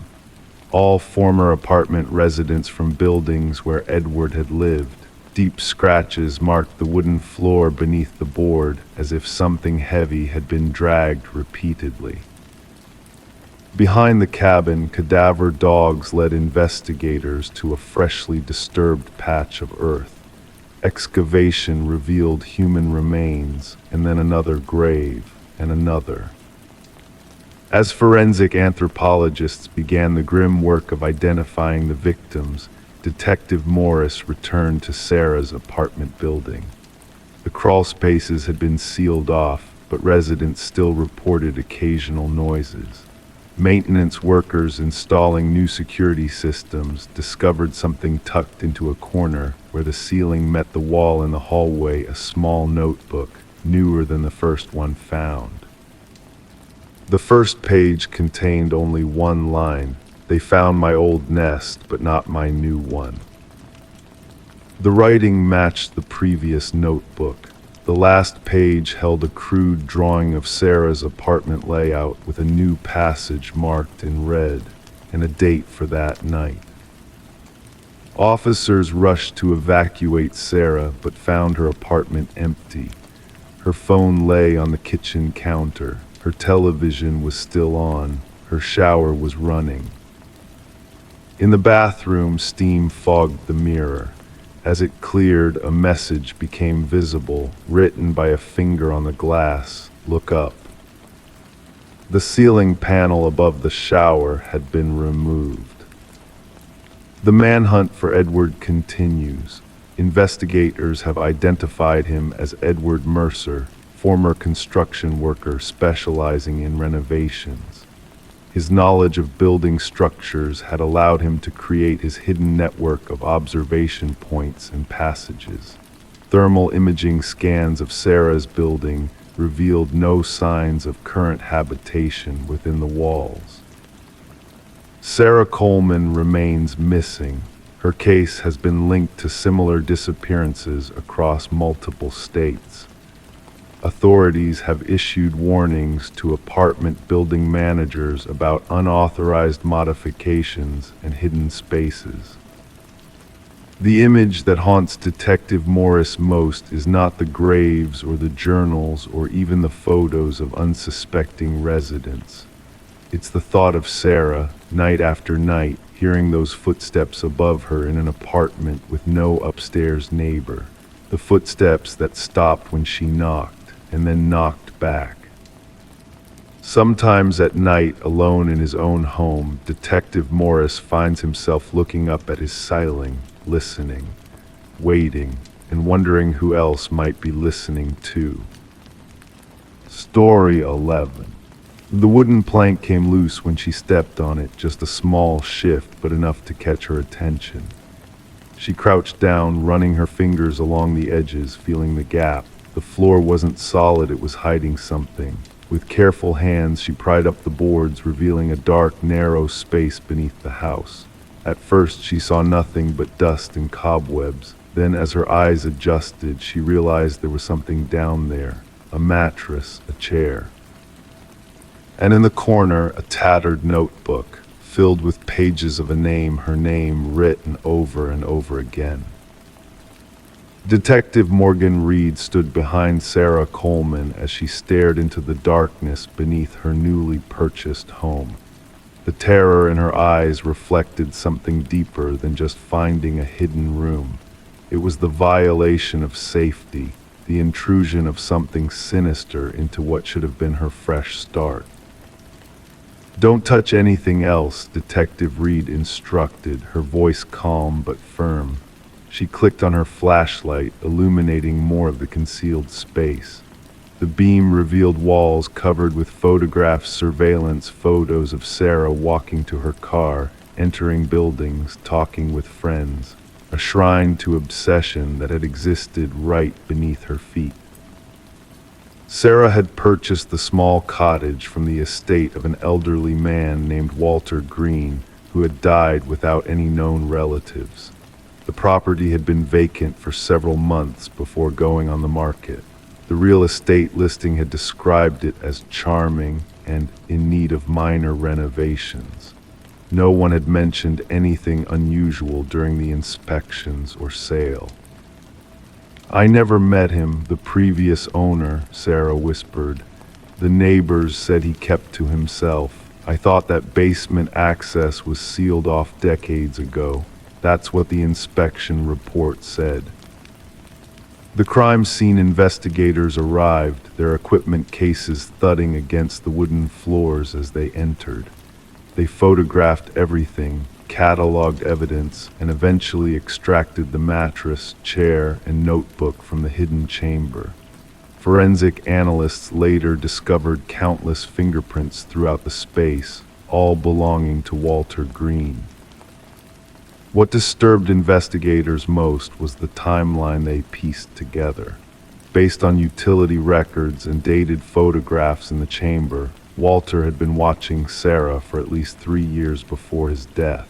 He had attended the same community events, shopped at the same grocery store, and even patronized the cafe where she sometimes worked. Yet Sarah had no recollection of ever meeting or noticing him.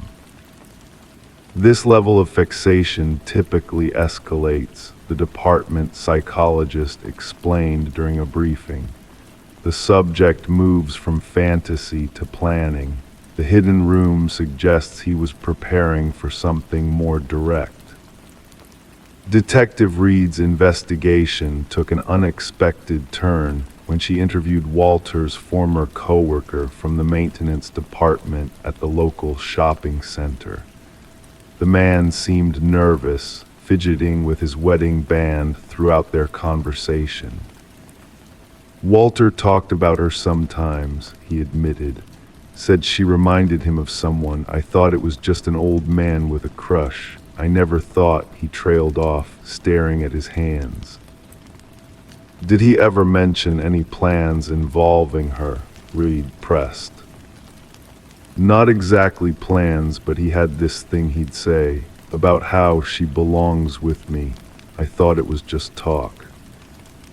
Reed obtained a warrant to search Walter's workplace locker, which had remained untouched since his death. Inside, they found a key that didn't match any locks in Walter's home. The serial number led them to a storage unit registered in his name. The metal door of the unit rolled upward with a grating sound. Inside, neatly arranged, was furniture that matched Sarah's old apartment replicas of her bed, her desk, even her living room couch. Walter had created a perfect copy of her living space, down to the throw pillows and wall art. A mannequin with a wig matching Sarah's hairstyle sat at the replica desk. Most disturbing of all was the calendar marked with a date just 1 week after Walter's unexpected death from a heart attack. The date was circled in red with a single word written across it, together. The investigation uncovered that Walter had been institutionalized in his youth after becoming obsessed with a female teacher. His records indicated treatment for erotomania, a delusion where the subject believes another person is in love with them despite evidence to the contrary. Walter had been released and lived decades without incident until something about Sarah triggered his old patterns. At the police station, Reed spread crime scene photos across the conference table. He died believing they had some special connection. In his mind, they were destined to be together. Could she have encountered him somewhere, something that sparked this fixation? Another detective asked. Reed shook her head. Nothing we can find. Sometimes these obsessions don't need much. A smile from a stranger. Eye contact that lasts a second too long. For someone with his history, that could be enough. Sarah decided to sell the house, unable to feel safe there again. During final walkthrough with her realtor, she stood in the living room, arms wrapped around herself. I keep thinking about what would have happened if he hadn't died when he did, she said quietly. If I hadn't noticed that loose floorboard, how long would I have lived here, not knowing he was watching me, not knowing what was hidden beneath my feet? The case was officially closed after Walter's death, classified as stalking with intent to abduct, though the abduction never occurred. The psychological evaluation of the evidence suggested that Walter had planned to confine Sarah in either the hidden room or the storage unit. Sarah moved far away, changing her daily routines and becoming more cautious about her personal information. Detective Reed occasionally checked on her, a silent acknowledgement of how closely Sarah had come to becoming another statistic, another victim. The cottage eventually sold to a young couple who knew nothing of its history. The hidden room was properly sealed, the floorboards replaced. Life continued. But for those who knew the truth, the story of the room beneath the floor served as a chilling reminder of dangers that sometimes lurk unseen, of monsters who die before they can be caught, and of victims who never know how close they came to their own endings. Story 12. The apartment was old, the heating system groaned, the pipes rattled. It was nothing unusual. At least that's what she told herself until she heard it. A voice, faint but distinct, carried through the vents. It wasn't the usual murmurs of a neighbor on the phone. It was whispering, calling her name. She pressed her ear against the grate, heart pounding. A breath of cold air rushed past her cheek, and then softly, almost playfully, "I know you can hear me." Detective Morgan Shaw stood motionless in the center of the vacant apartment, her gaze fixed on the rusted vent cover that had been pried from the wall. The forensics team worked methodically around her, cameras flashing as they documented the scene. The victim, Alina Reeves, had been missing for 7 days before the building manager noticed the smell. What they found inside the ventilation system defied explanation. "She reported hearing voices through the vents," said Officer Patel, reading from his notepad. "Building management dismissed her concerns, said the old heating system made strange noises." Shaw knelt beside the vent, noting the scratch marks around its edges. "These weren't made by tools," she murmured. The gouges in the metal were deep, frantic fingernails desperately trying to remove the cover from the inside.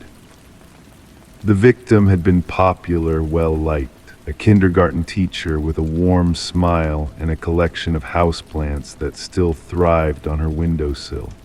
Her students had made her cards when she didn't show up for work. Her sister had filed the missing persons report. She became paranoid in the weeks before her disappearance, the sister had explained during her interview. Her voice trembled as she spoke. Alina was convinced someone was watching her, speaking to her through the vents in her apartment. "I thought it was stress from work." Shaw studied the apartment with new eyes, the perfectly made bed, the unwashed coffee mug in the sink, the chair positioned directly beneath the vent, as if someone had been sitting there listening. The forensics report revealed unexpected details. Fibers caught in the vent grating matched those from the victim's favorite cardigan. A partial fingerprint, not Alina's, was found on the inside of the vent cover. Most disturbing were the audio recordings recovered from Alina's phone. Shaw listened to them alone in her car, the rain drumming against the roof. Alina's voice came first, hesitant and frightened. "If you're real, say something." Silence stretched for 20 seconds before a response came, a whisper so faint Shaw had to turn the volume to maximum. "Alina, sweet Alina, let me in." The background check on the building yielded unsettling history. 7 tenants had vacated the apartment in the past decade, each breaking their lease early. 2 had filed complaints about noises in the walls. 1 had been treated for carbon monoxide poisoning, claiming hallucinations of voices calling from the vents. The building superintendent, a man named Harold Weber, had worked there for 15 years. His personnel file showed no red flags, though Shaw noted he possessed keys to every apartment. During questioning, he maintained an unnerving calmness. "The building makes noises," he said with a shrug. "People get spooked. Nothing supernatural about old pipes and settling foundations." But when Shaw asked about the previous tenants of apartment 4B, his demeanor shifted subtly. A tightening around the eyes, a slight tension in his shoulders. "I don't keep track of everyone who comes and goes," he replied, eyes fixed on a point beyond her shoulder. The investigation took an unexpected turn when forensics discovered a hidden access panel in Alina's bathroom, concealed behind a loose tile. It connected to a narrow maintenance passage that ran between the walls, providing access to the ventilation system throughout the building. Inside this passage, they found a collection of items: a flashlight, a water bottle, food wrappers. Someone had been living within the walls, watching, listening, whispering. Shaw ordered a search of Weber's apartment. It was immaculate, almost sterile in its tidiness. nothing out of place, nothing personal, until they checked his computer. The files were organized by apartment numbers. Inside folder 4B were hundreds of audio recordings, conversations, phone calls, the sound of a leaner singing in the shower, pictures taken through vents and tiny holes drilled in walls. A digital journal documented his relationship with her. She hears me now, one entry read. She listens for me, waits for me. Soon I will invite her into the walls with me. The most damning evidence came from a small storage unit rented under Weber's name. Inside, they discovered artifacts from previous tenants, jewelry, photographs, clothing preserved like trophies, a shrine to his connections with the people he watched. Weber was arrested trying to board a bus in the dead of night. He offered no resistance, only smiled serenely as the handcuffs closed around his wrists. "They all hear me eventually," he told Shaw during interrogation. "The building speaks to them through me." The coroner determined Alina had been alive when she entered the ventilation system, likely coaxed in through the hidden passage. Sedative traces in her system suggested she was drugged. She had become disoriented in the maze of metal ducts, her oxygen depleting as she crawled deeper into the building's lungs, following the whispers that promised safety ahead. The families of former tenants came forward after the arrest. Some reported missing items. Others described loved ones who had become anxious, paranoid, convinced they were being watched. A pattern emerged spanning years, a predator hiding within the walls, selecting his victims, studying them, speaking to them through the vents until the whispers became their reality. At trial, Weber maintained an eerie composure. His attorney pursued an insanity defense, presenting psychological evaluations describing delusions of symbiosis with the building. The prosecution countered with evidence of meticulous planning, the modified vents, the carefully maintained passages, the detailed records of his victims' habits. The jury deliberated for just 4 hours before returning their verdict, guilty on all counts. As Weber was led from the courtroom, he turned to Shaw with a smile that never reached his eyes. "They'll still hear me," he said. "The building remembers, the whispers never stop." The apartment building stands vacant now. Despite renovations, new owners, fresh paint, no one stays long. Residents report strange sounds from the vents, whispers in the walls, cold drafts that carry voices. The heating system groans, the pipes rattle, it's nothing unusual. At least that's what they tell themselves. Story 13. She wanted to repaint the nursery before the baby arrived. The walls were a faded blue, the kind that held years of stories beneath its layers. As she rolled on the first coat, the white paint revealed something beneath letters, barely visible at first, then sharper, clearer. A message scrawled beneath the surface. "Don't let it hear you," her breath caught. She stepped back, and that's when she saw it, tiny handprints in the fresh paint, too high on the wall for any child to have made. The discovery in the nursery of the Morgan residence marked the beginning of what investigators would later call the Whispering House case. The young couple had purchased the Victorian-style home just months before for what seemed like an impossibly low price. The real estate agent had mentioned minor cosmetic issues, but nothing about the property's dark history. Detective Sarah Klein pressed the doorbell, notebook in hand. A woman answered, her pregnant belly prominent beneath her paint-splattered overalls. Dark circles rimmed her eyes. She hadn't slept in days. The detective noted the woman's trembling hands as she recounted finding the message and the handprints. The previous owners moved away suddenly, the woman explained. The neighbors said they left in the middle of the night, no moving truck, just packed essentials in their car. The detective walked through the historic home, footsteps creaking against aged floorboards. Standing in the nursery, she examined the partially painted wall.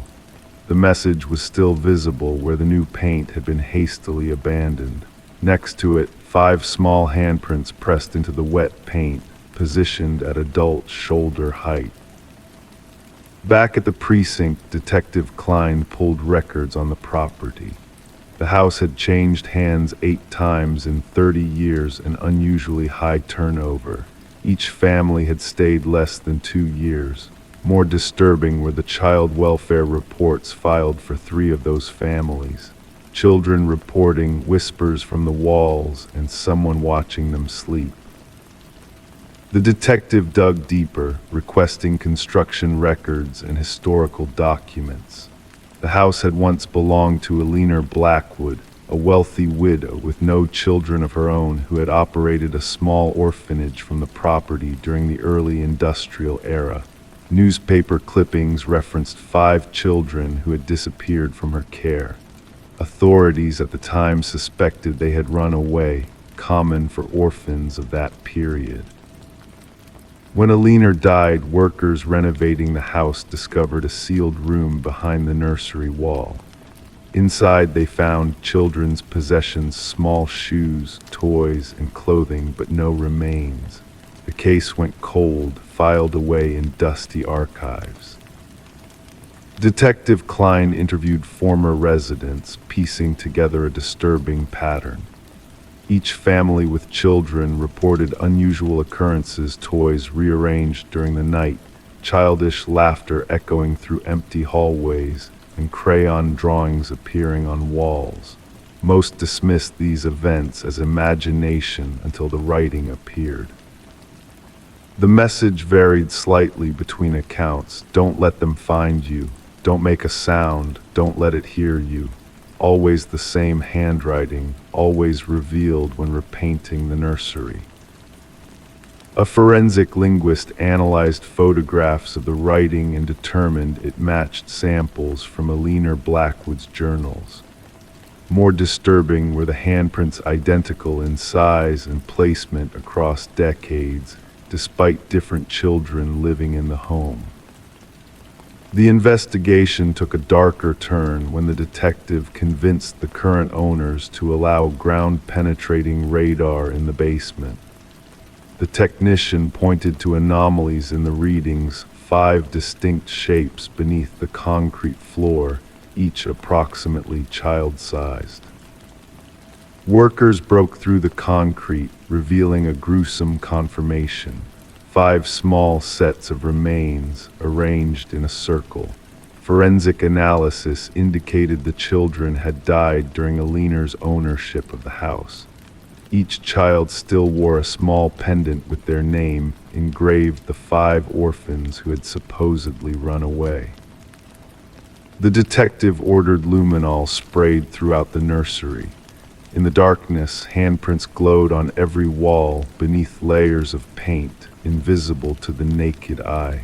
Hundreds of them at varying heights, as if the children had been trying to climb out. Eleanor's journals, recovered from county archives, revealed her twisted logic. She believed orphaned children possessed special spiritual energy. By sealing them in the hidden room, she thought she could harness their life force to extend her own years. The children had scratched their warnings into the wall with fingernails and bits of metal, hoping future residents would discover their fate. The case closed with the proper burial of the 5 victims. Their names were finally recorded not as runaways, but as murder victims. The house stood empty afterward, the pregnant couple refusing to return even to collect their belongings.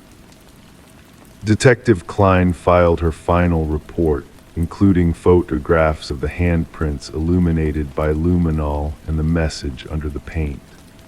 She noted that while justice had been served for the original victims, something unexplainable remained in that house, something that continued to reach out through layers of paint and time. The nursery walls were demolished during remediation, but workers reported hearing children's voices whispering from within the debris. Each refused to return after their shift ended. The house was eventually condemned, another cold case file in a dusty cabinet, physical evidence of closure, but spiritual questions that would never be answered. The detective kept one photograph from the case, 5 luminol handprints glowing in the darkness, a haunting reminder that some crimes leave impressions that no amount of fresh paint can cover. Story 14. The costume shop was closing down, selling off old inventory. A woman picked up a mask from a dusty shelf, its features delicate but unsettlingly lifelike. The cashier hesitated when she placed it on the counter. "That's not ours," he muttered. Confused, she checked the tag. There wasn't one. Shrugging, she took it home. That night she woke up to a soft sound, a whisper of fabric shifting. The mask was no longer on the dresser where she had left it. It was sitting on her nightstand, facing her. The woman, Catherine Reed, was found by her neighbor. The front door stood ajar, morning light spilling across the threshold into the otherwise dark home. The neighbor had come to return a borrowed book, but instead discovered a scene that would haunt investigators for years. Catherine lay motionless on her bedroom floor, the mask nowhere to be found. Detective Morgan arrived as forensics photographed the scene. The shutters clicked rhythmically against the backdrop of hushed voices. No signs of forced entry, an officer noted, writing in his notepad. The detective nodded, gaze traveling across the room, taking in details others might miss. A single drawer partially open, a water glass on the nightstand, lipstick on the rim. Everything seemed ordinary except for the woman who would never wake again.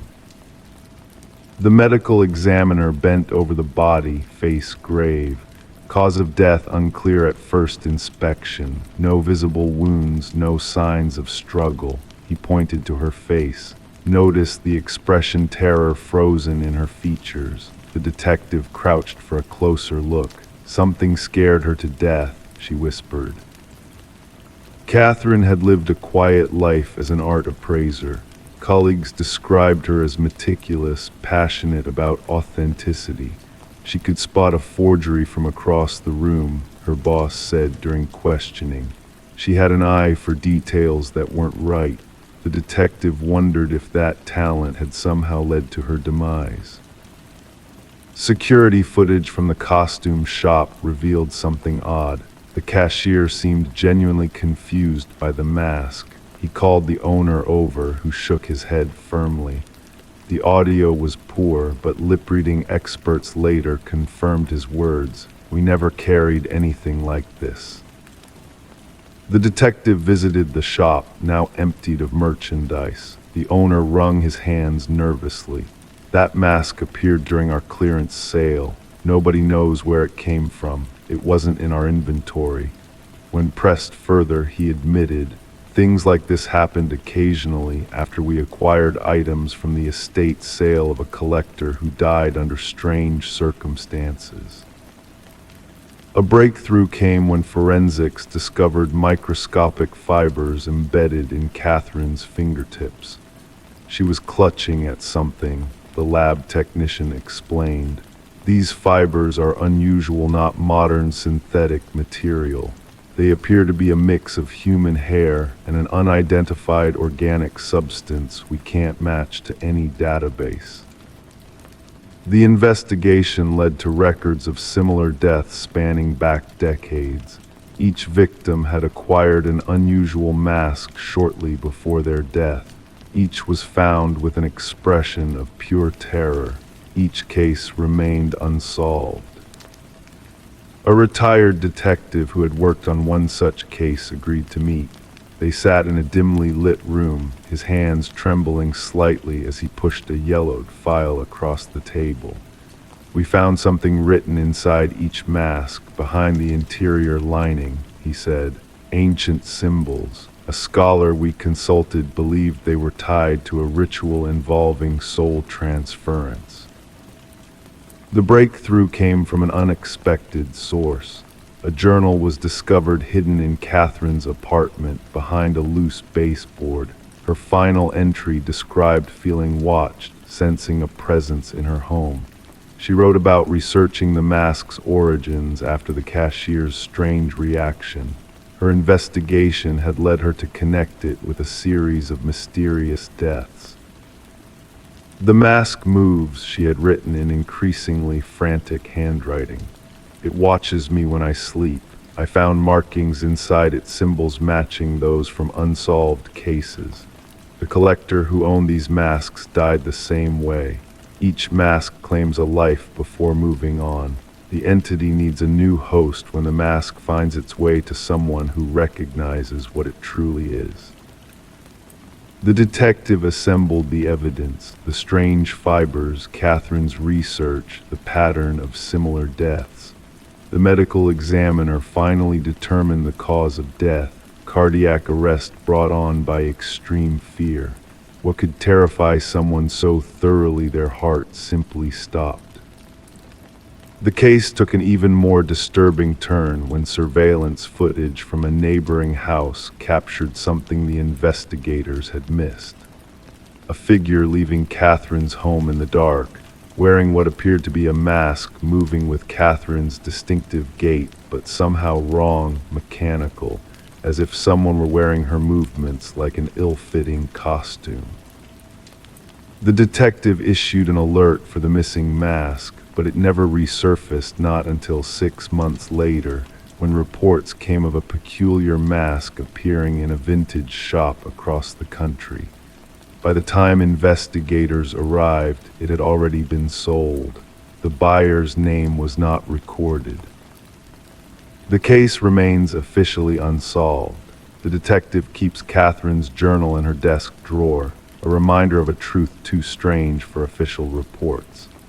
Sometimes at night, she wakes with a start, feeling watched. She checks her windows and doors, secures the locks, and tries not to think about the mask that might one day find its way to someone else who can see what it truly is: a vessel waiting to be filled, moving from victim to victim in an endless cycle that began centuries ago and continues still.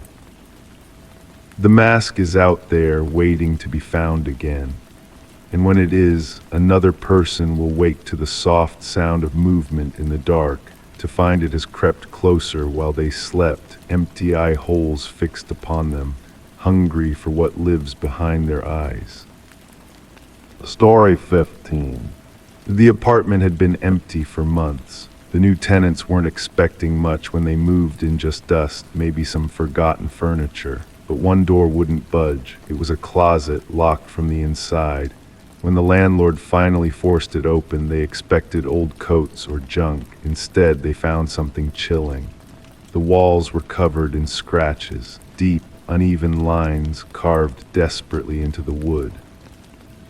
And in the corner, an old flip phone, its battery long dead, except for the single unread message still glowing on the screen.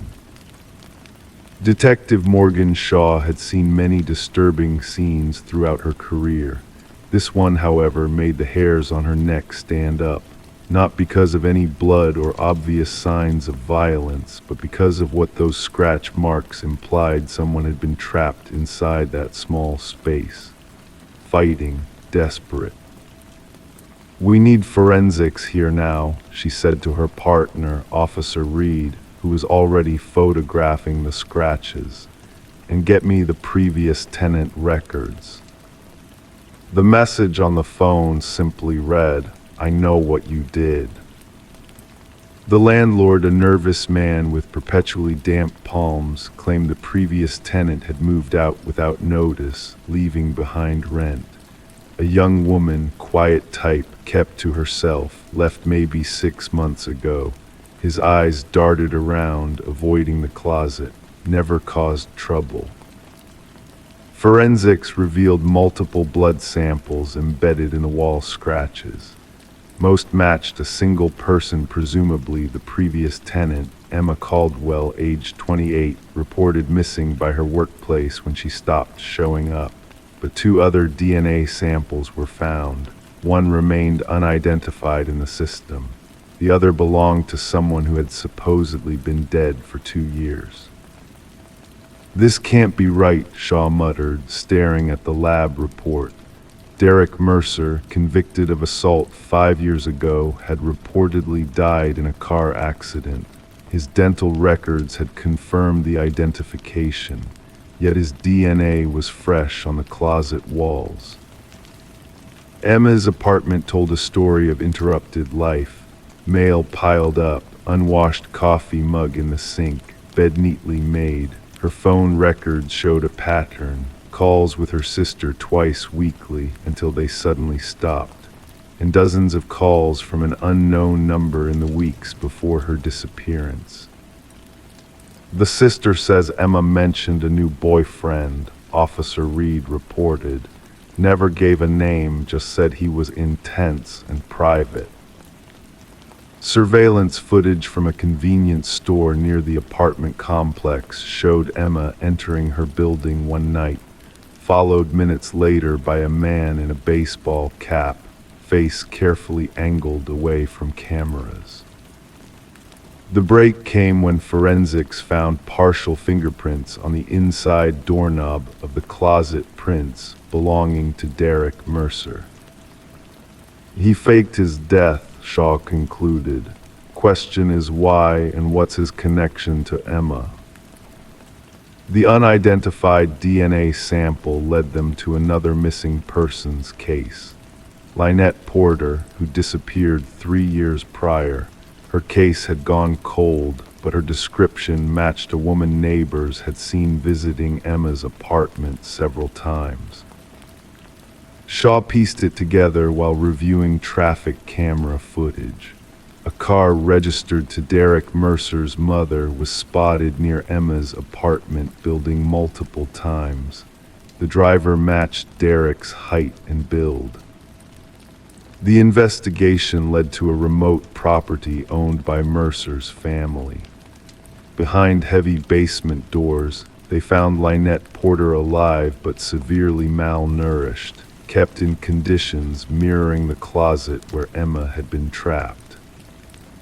"He made me watch," she whispered, eyes vacant. "Said I needed to learn what happens to girls who try to leave."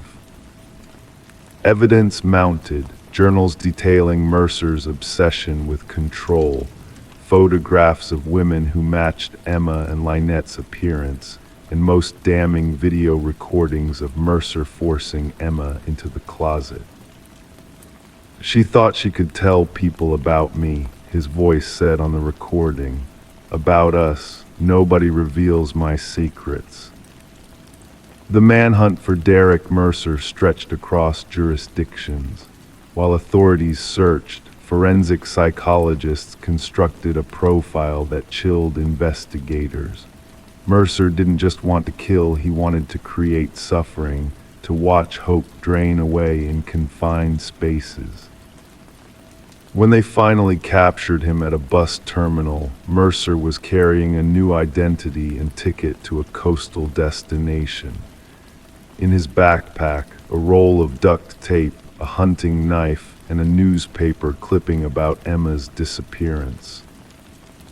During interrogation, Mercer maintained a calm, almost pleasant demeanor. "She sent that text message herself," he said about the phone. "She wanted someone to find her, but she didn't deserve rescue."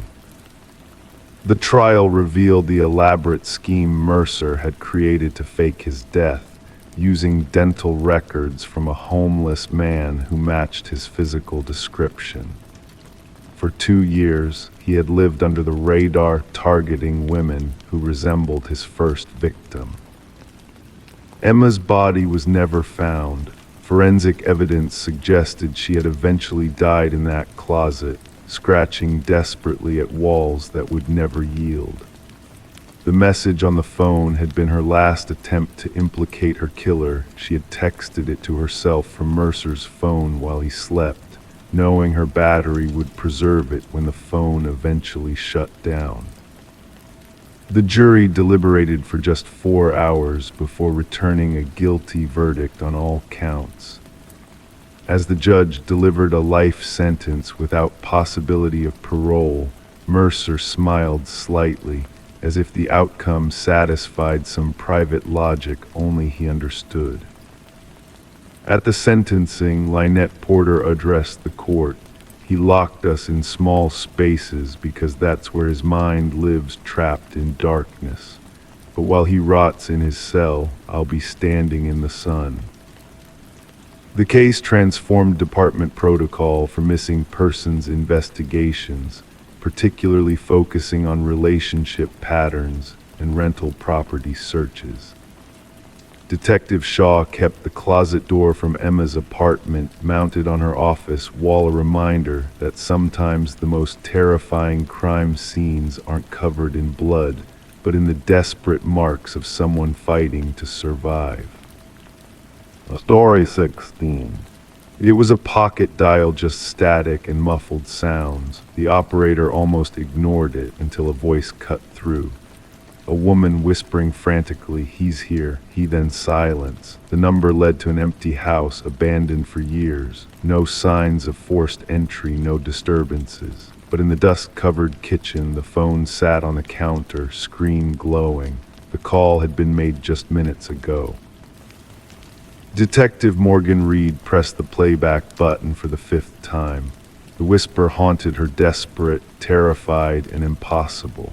The abandoned property had belonged to the Sullivan family before they relocated following a house fire that consumed most of the West Wing. Nobody had lived there since. The caretaker visited monthly and swore nobody had entered in years. Background check on the number, Morgan asked her partner, Detective Walsh. Registered to Catherine Sullivan, the daughter. She died 3 years ago in a car accident. Morgan stared at the evidence bag containing the phone. The case made no sense. A dead woman's phone making calls from an abandoned house.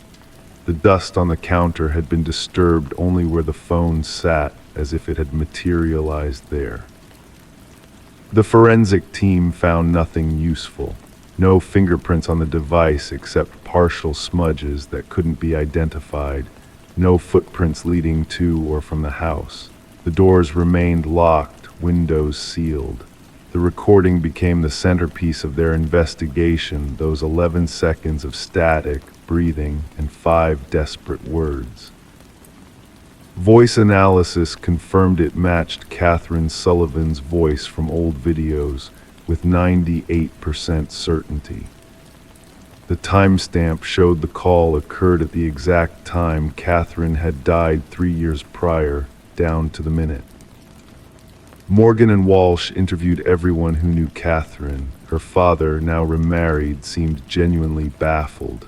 Her mother, living alone in a small apartment, broke down upon hearing the recording. "That's my Katie," she whispered. "She sounds so scared." Catherine's boyfriend at the time of her death, Mark Jennings, had an alibi for the night of the call. He was working a night shift at the hospital, verified by multiple witnesses and security footage. Besides, the house had been empty. The call couldn't have happened, yet it did.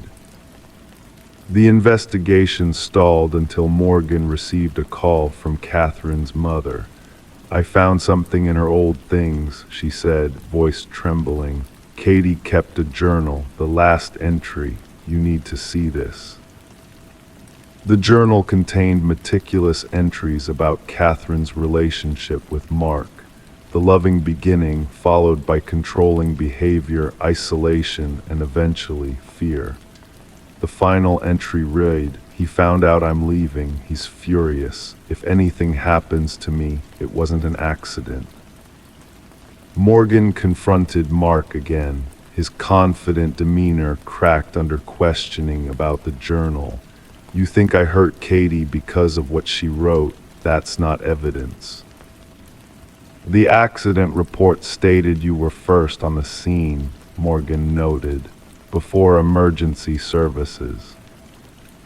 I was worried when she didn't arrive. I went looking for her. Her car went off a remote road. How did you know where to look? His face paled. I told you I was worried. Investigators revisited the accident scene.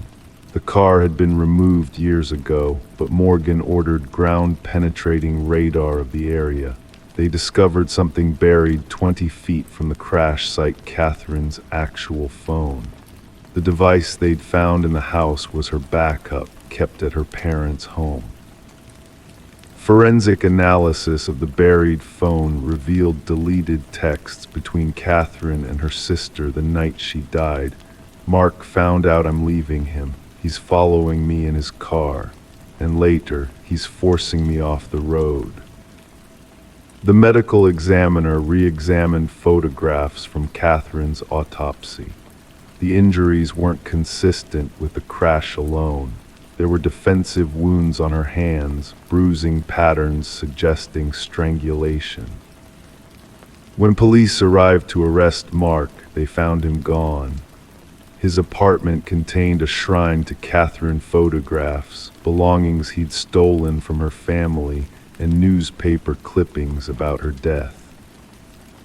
Among his possessions, they discovered an audio manipulation software and scripts showing how he'd created the ghost call by splicing Catherine's voice from old recordings.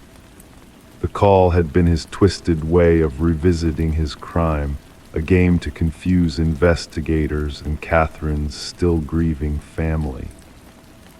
The investigation expanded to other cases where Mark had worked as an emergency responder. 2 more suspicious deaths of young women emerged, both ruled accidents. Both had been in relationships with Mark. 6 days into the manhunt, officers spotted Mark's vehicle parked outside the Sullivan house. Inside, they found him sitting in the kitchen, staring at a phone identical to Catherine's.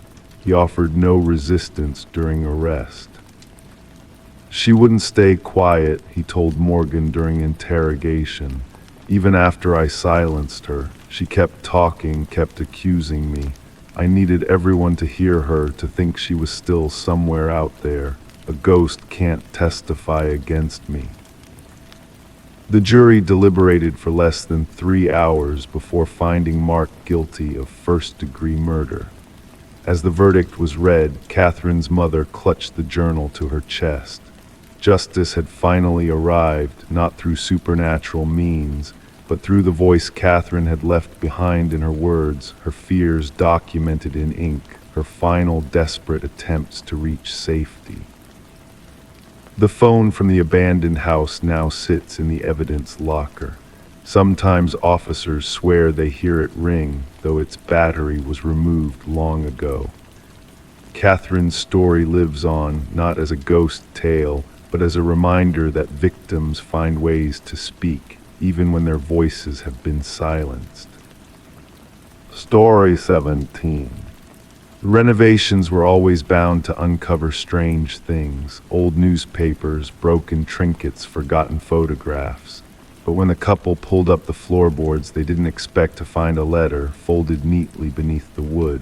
The paper was brittle, the ink faded, but the message was clear: don't trust the one who knocked. Before they could react, 3 sharp raps echoed through the empty house.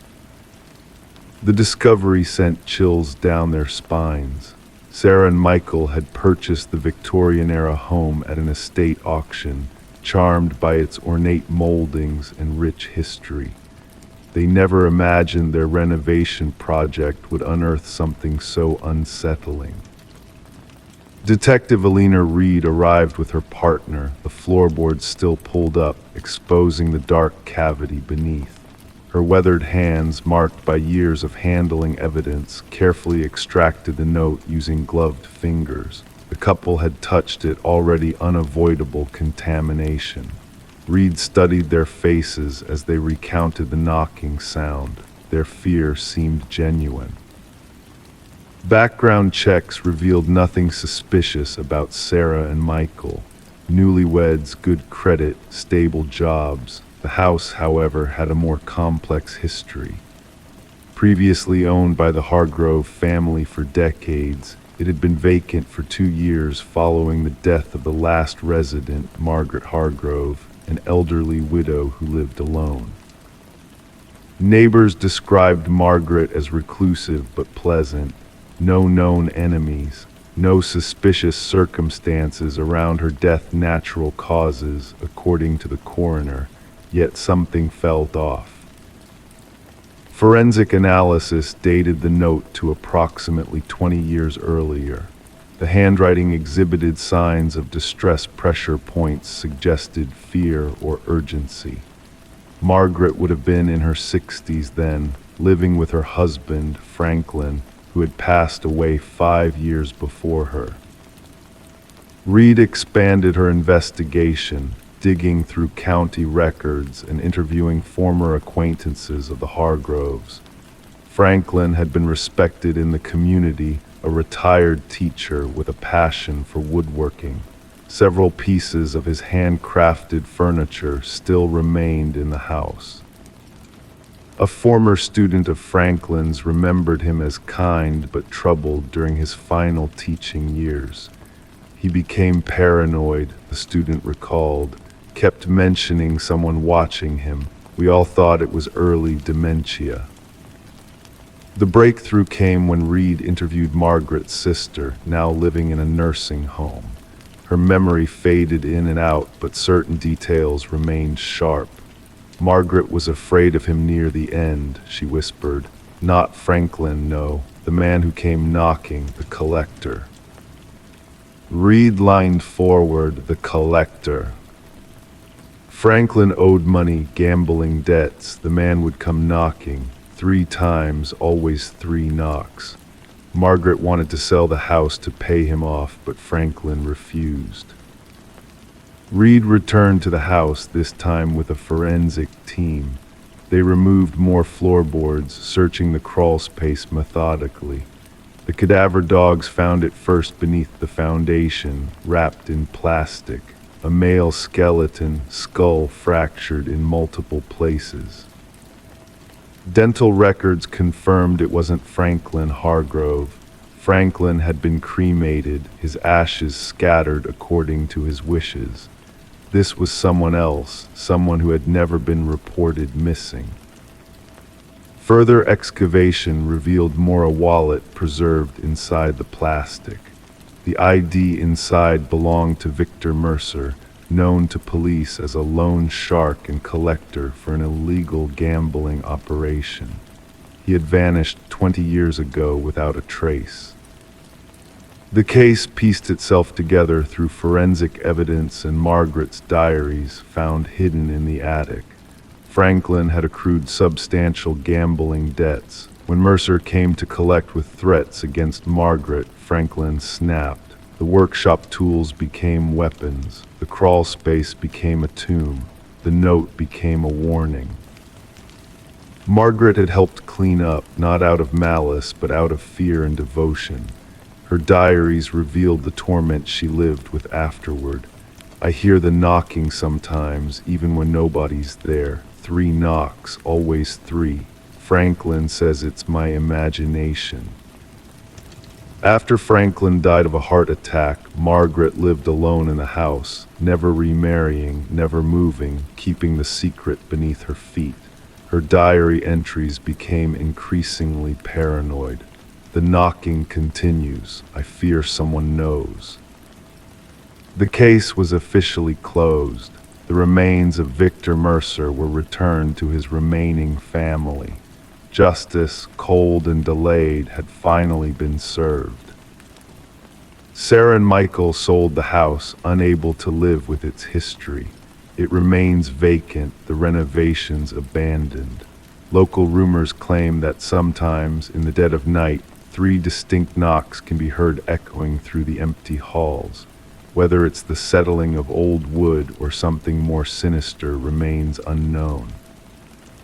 The note remains in evidence storage, its message a chilling reminder. "Don't trust the one who knocked." Margaret never specified whether she meant Mercer, Franklin, or perhaps someone else entirely, someone who had discovered their secret and used it to torment her in her final years. Some mysteries, Detective Reed noted in her final report, are never fully solved, even when we think we know the truth. Story 18. The new tenants thought it was just peeling wallpaper, but as they stripped it away, the layers beneath told a different story. Scrawled in ink over and over was a name, the same name filling every inch of the wall, written in frantic, uneven script. It wasn't the name of the previous owners. It wasn't in any of the records, but when they searched it online, they found a single result, a missing persons case from decades ago. And the worst part, the woman in the photo looked exactly like the one who had sold them the house. Michael and Sarah Klein never intended to renovate the Victorian-era home immediately. The charming old residence came at a surprisingly reasonable price, and the previous owner, a quiet, elegant woman with silver-streaked dark hair, had seemed eager to sell, mentioning she was relocating across the country. The couple had been drawn to the home's character, its ornate woodwork and high ceilings telling stories of another era. It started with a simple water stain in the master bedroom. Sarah noticed a yellowish discoloration spreading across the floral wallpaper. When Michael pressed his fingers against it, the paper gave way, revealing another layer beneath. Curiosity piqued. They began carefully peeling back the damaged section. The first layer revealed outdated paisley patterns from what they guessed was the 1970s. Beneath that, striped paper from an earlier decade, but as they continued, something unexpected emerged in the third layer down. Writing, dark ink against faded beige paper. Not random scribbles, but a name, Elena Winters, written over and over, the handwriting becoming increasingly desperate and erratic across the wall. "Who's Elena Winters?" Sarah whispered, her fingers tracing the manic script. The discovery unsettled them both. That night, Michael sat at their kitchen island, laptop open, searching property records. The house had changed hands several times over the decades. No Elena Winters appeared in any documentation. The woman who sold them the house was listed as Margaret Cavendish. Sarah joined him, coffee mug in hand. Try searching just the name. The internet search yielded sparse results until they found an archived newspaper article, digitized from microfiche. Elena Winters, aged 27, reported missing during winter months. The black and white photograph showed a young woman with dark hair and distinctive eyes that matched those of Margaret Cavendish, the woman who had sold them the house. "This article is from 30 years ago," Michael said, voice barely audible above the hum of the refrigerator. "Margaret would be about the right age now, but..." Sarah swallowed hard. The missing woman never had closure. No body found, no suspects named. Their curiosity evolved into an obsession. Sarah contacted the previous homeowners, working backward through county records. The renovation halted as they devoted evenings to their makeshift investigation.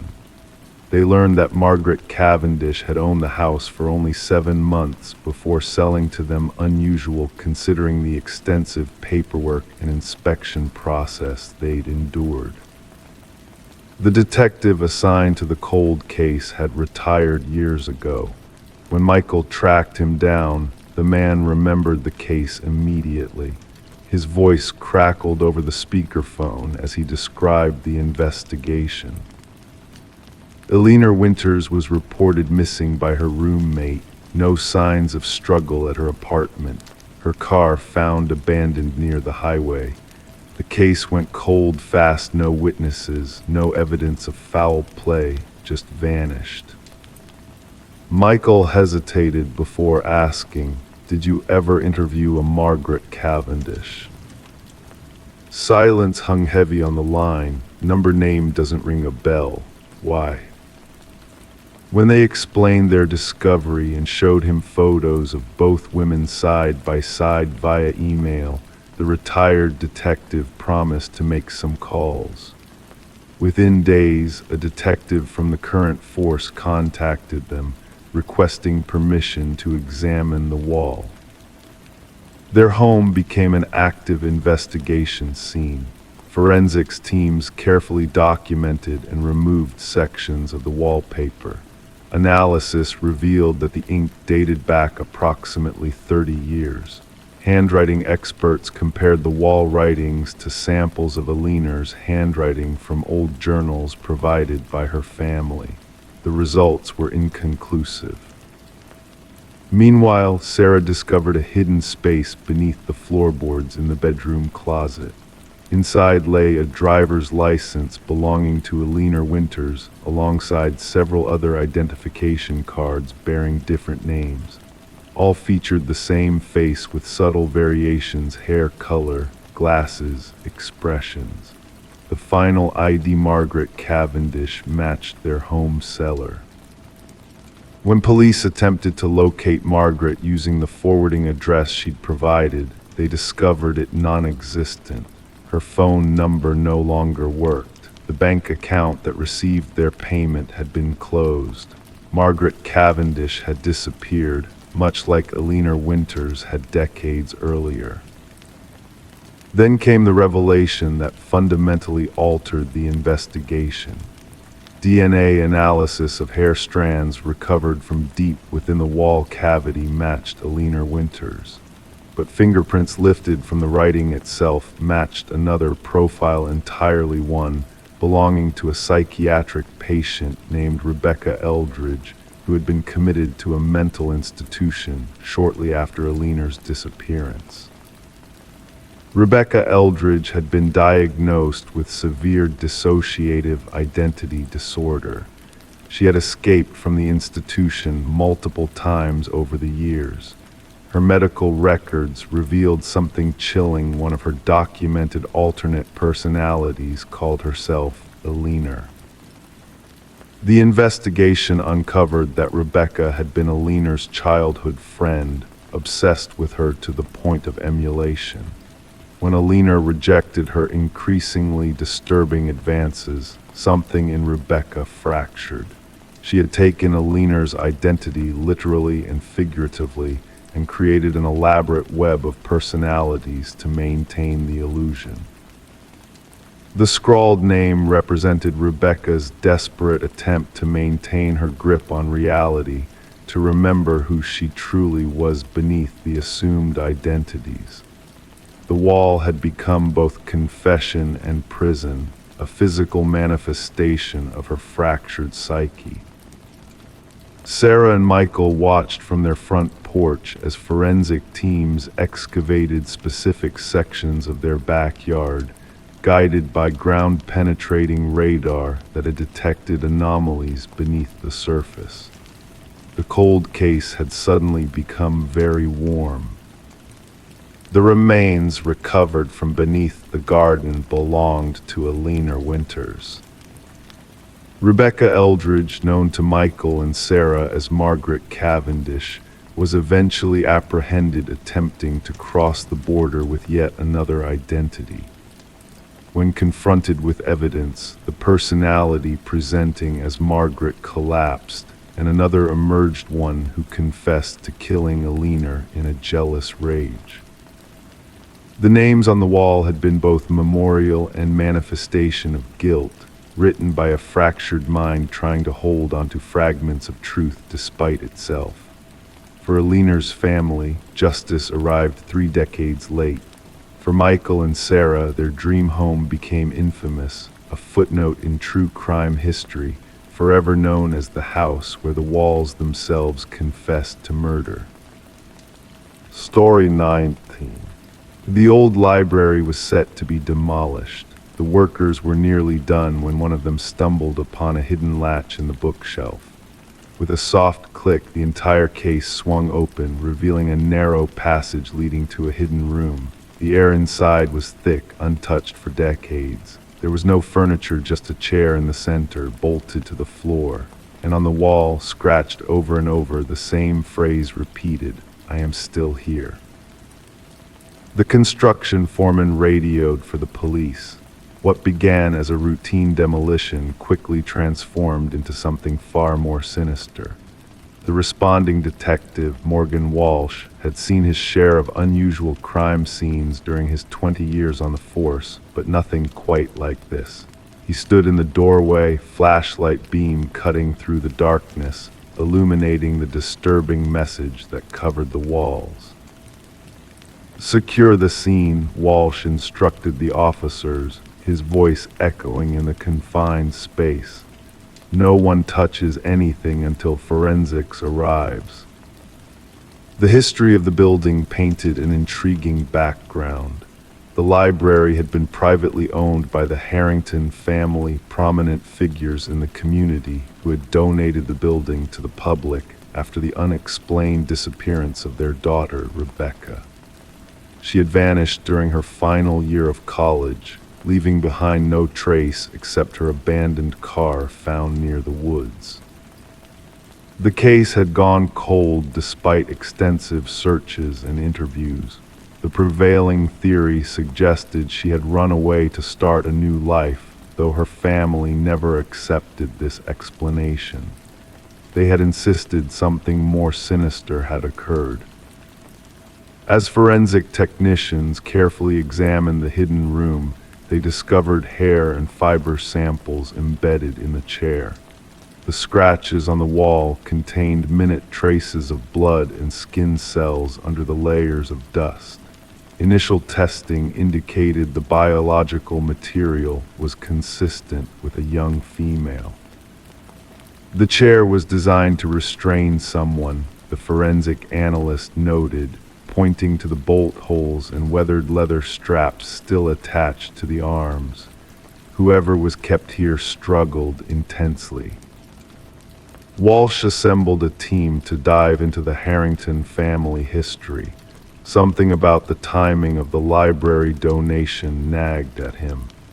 It had been gifted to the community merely weeks after Rebecca's disappearance, a peculiar coincidence that now seemed potentially significant. Further investigation revealed another disturbing detail.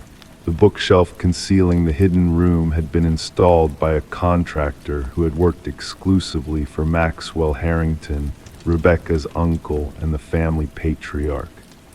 Financial records showed substantial payments to this contractor, far exceeding standard renovation costs.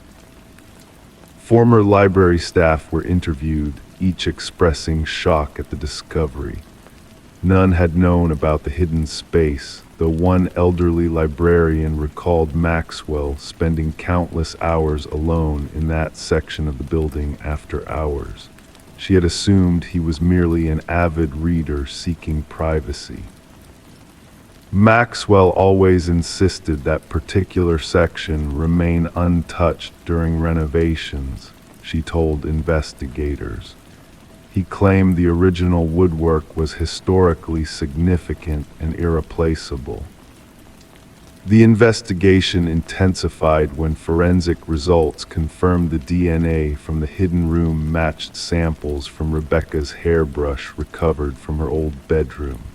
The timeline became clearer and more disturbing. Rebecca had not run away. She had been imprisoned behind the bookshelf, potentially by someone within her own family. Detectives obtained a warrant to search the Harrington estate. In Maxwell's study, they discovered a leather-bound journal hidden in a false bottom drawer. The journal contained detailed entries spanning several months, describing an unhealthy obsession with his niece. The final entry was the most chilling. She threatened to tell everyone, "I cannot allow that. The room will hold her until she understands." Investigators tracked down Maxwell, now living in a coastal retirement community. During questioning, he maintained his composure initially, dismissing the hidden room as an architectural curiosity he knew nothing about. But when presented with the journal and DNA evidence, his fa crumbled. She was going to ruin everything, he finally admitted, his voice flat and emotionless. Rebecca discovered financial documents proving I had been embezzling from the family foundation for years. The family name meant everything. I couldn't let her destroy it. The confession painted a horrific picture. Maxwell had lured Rebecca to the library, subdued her, and imprisoned her in the hidden room. He had planned to keep her there until she agreed to silence, but something went wrong. During one of his visits, Rebecca had attempted to escape. In the struggle that followed, he had killed her. I panicked, Maxwell stated during his recorded confession. I buried her beneath the floorboards of the room and sealed it shut. Then I donated the building to ensure no one would ever renovate that section. Ground-penetrating radar confirmed the presence of human remains beneath the floor of the hidden room. Excavation revealed Rebecca's skeletal remains, still wearing the silver bracelet her parents had given her for her 20th birthday. The Harrington family attended Maxwell's sentencing, watching in somber silence as justice was finally delivered. Rebecca's mother clutched her daughter's recovered bracelet, the only piece of her they could bury properly after all these years.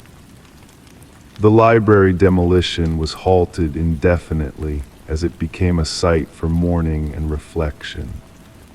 Community members left flowers at the entrance, honoring a life cut short and a truth that had waited patiently behind a bookshelf to be discovered. In a sad twist of irony, it was Rebecca who had the final word. Her message, "I am still here," scratched desperately on the walls, had indeed ensured she would never be forgotten, and that justice, however delayed, would eventually find its way to the light.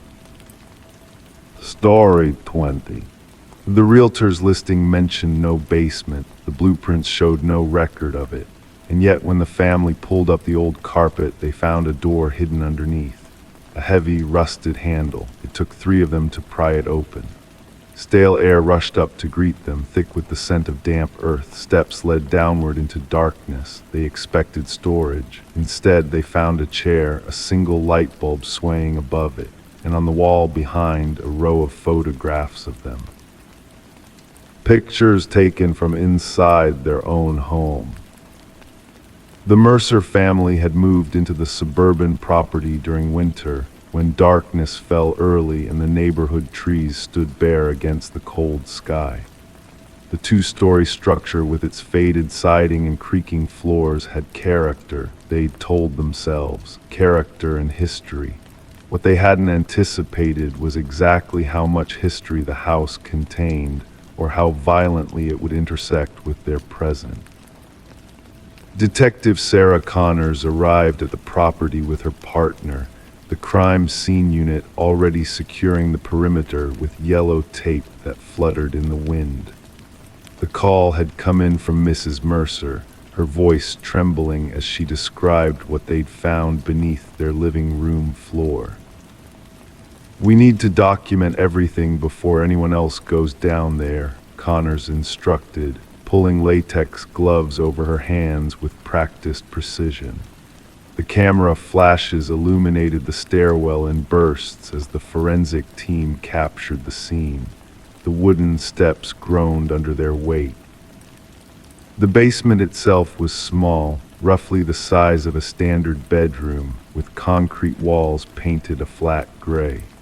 The single chair sat bolted to the floor in the center of the space.